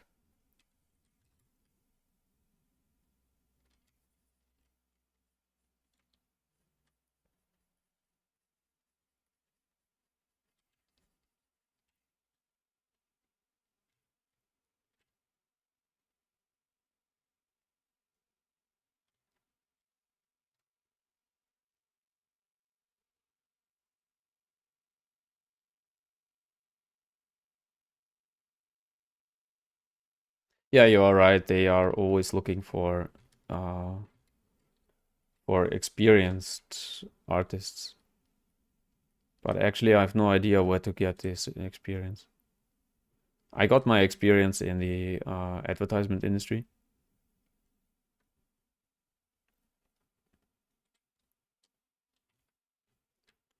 They are more like more serious with developing artists. But of course, it depends on the company itself as well.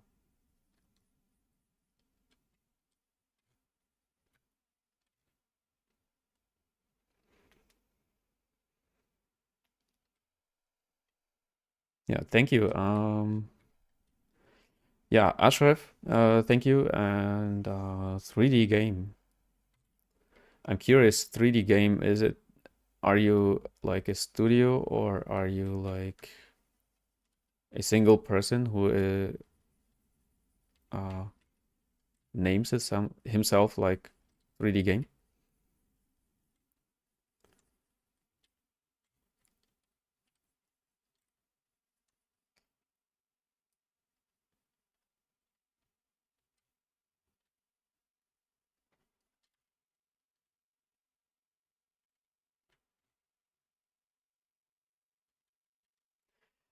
Watch in your mirror how these muscles are behaving when you lift your arm. I tell it a lot to use your own body for reference. Actually,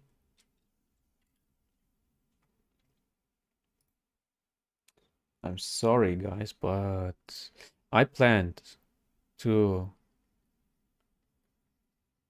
do a lot more with this character today, but I forgot to having lunch and I'm actually very, very hungry. Um, but I think I'm already over like 2 years on the stream. And I'm very sorry that I will not come to a stage where I would like say, okay, it's finished. But I think we still have done a lot.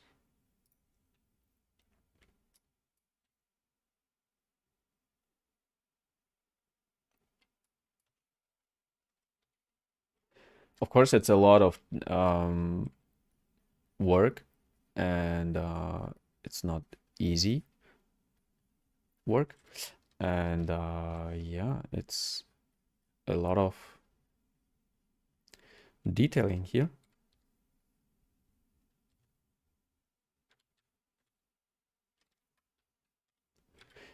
Yeah, I think I stick with these like more amorphic type of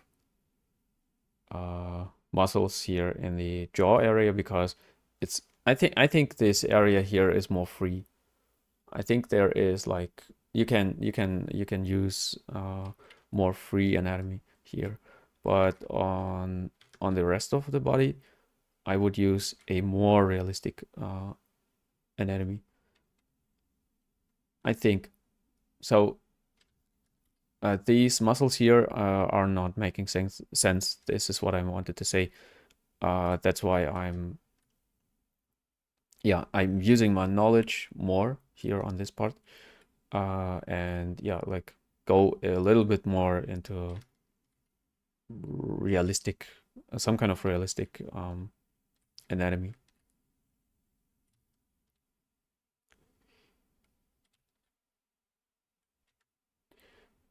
Okay, but for a sketch, it's pretty good.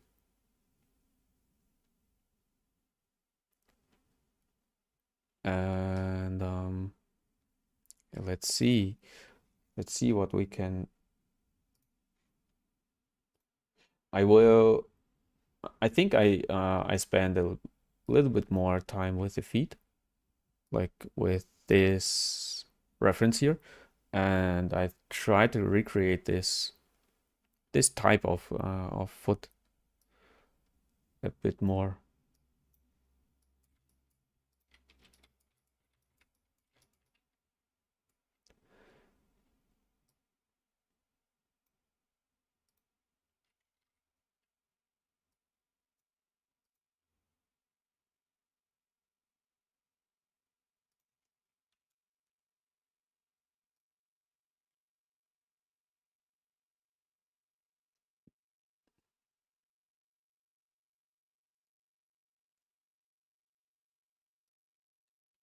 It was actually a huge surprise for me to see that this character is very successful on YouTube.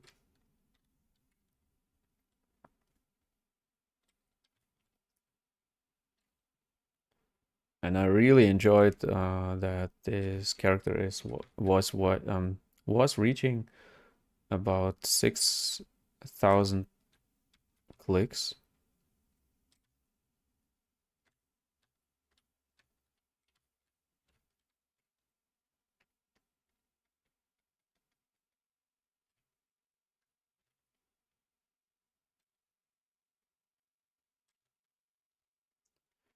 And yeah, thank you guys for this.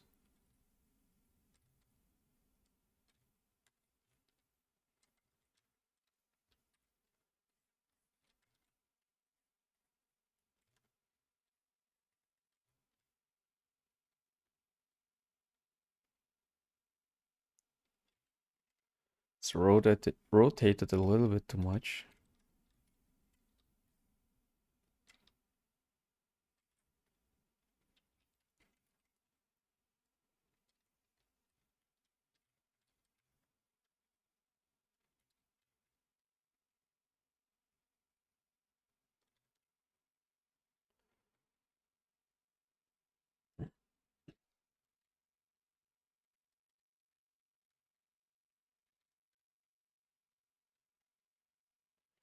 So yeah, I will have some lunch soon, and but let me play some like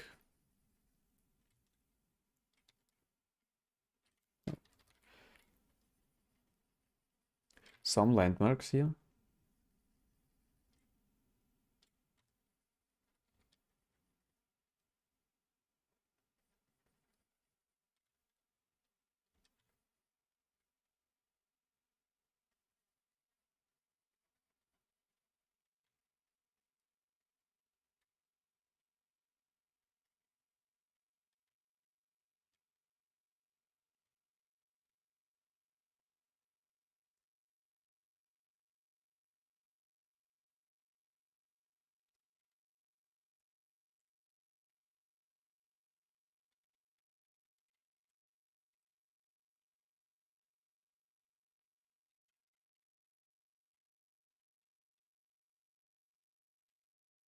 Don't worry about these errors here. I will erase them with Dynamesh again.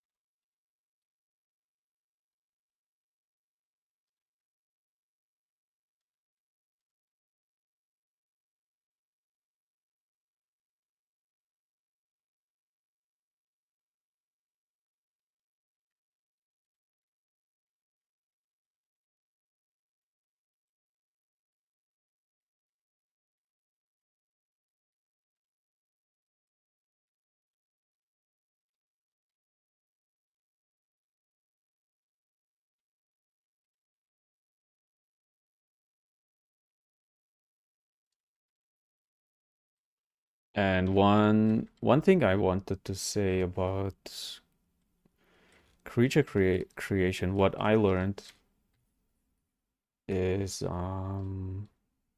your creature you're creating should be some kind of believable. Um, I know it sounds like I don't know, sounds like strange, but it's actually true that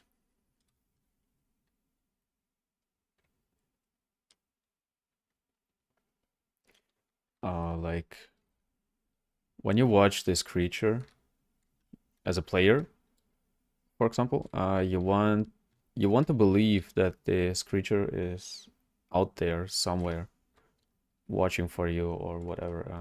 Like tell when you're creating creatures or characters, tell a story in your head, in your mind about this creature, especially when you're creating them yourself.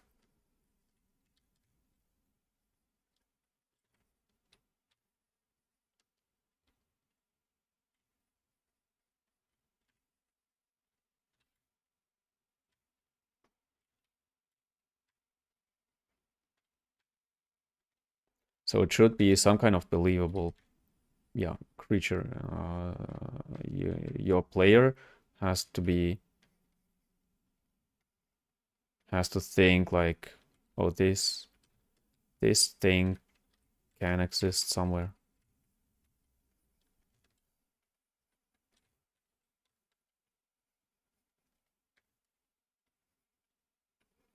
I'm creating some kind of plateau here because it's standing on these toes and it's like squeezing the skin.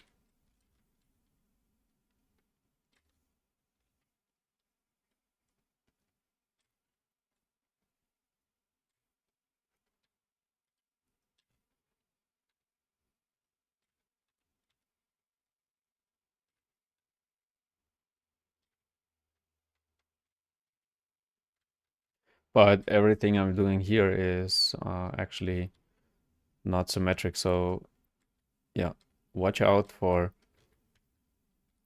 what you want to do and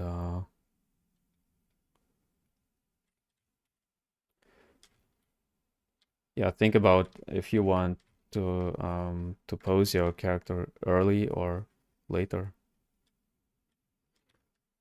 Actually I like to to work more asymmetric.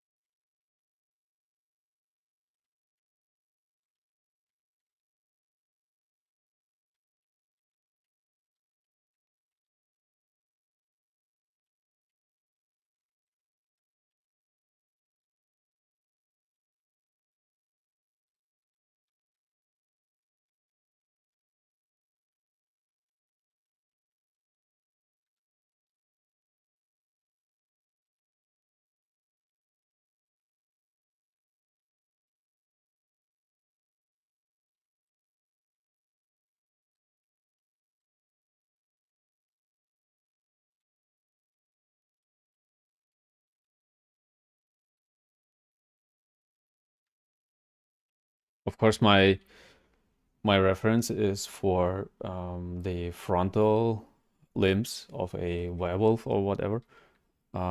Keep in mind to watch to not recreate it like one by one, but realize what this actually shows, your reference, I mean.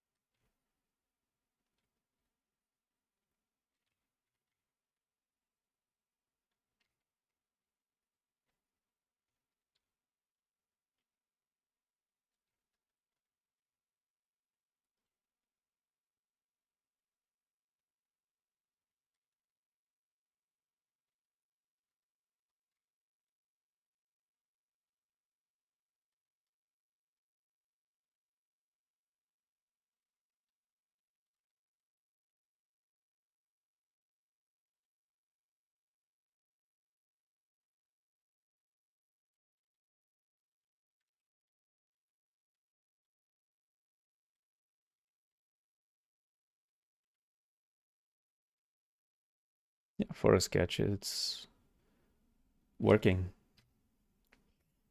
Okay, I'm saving.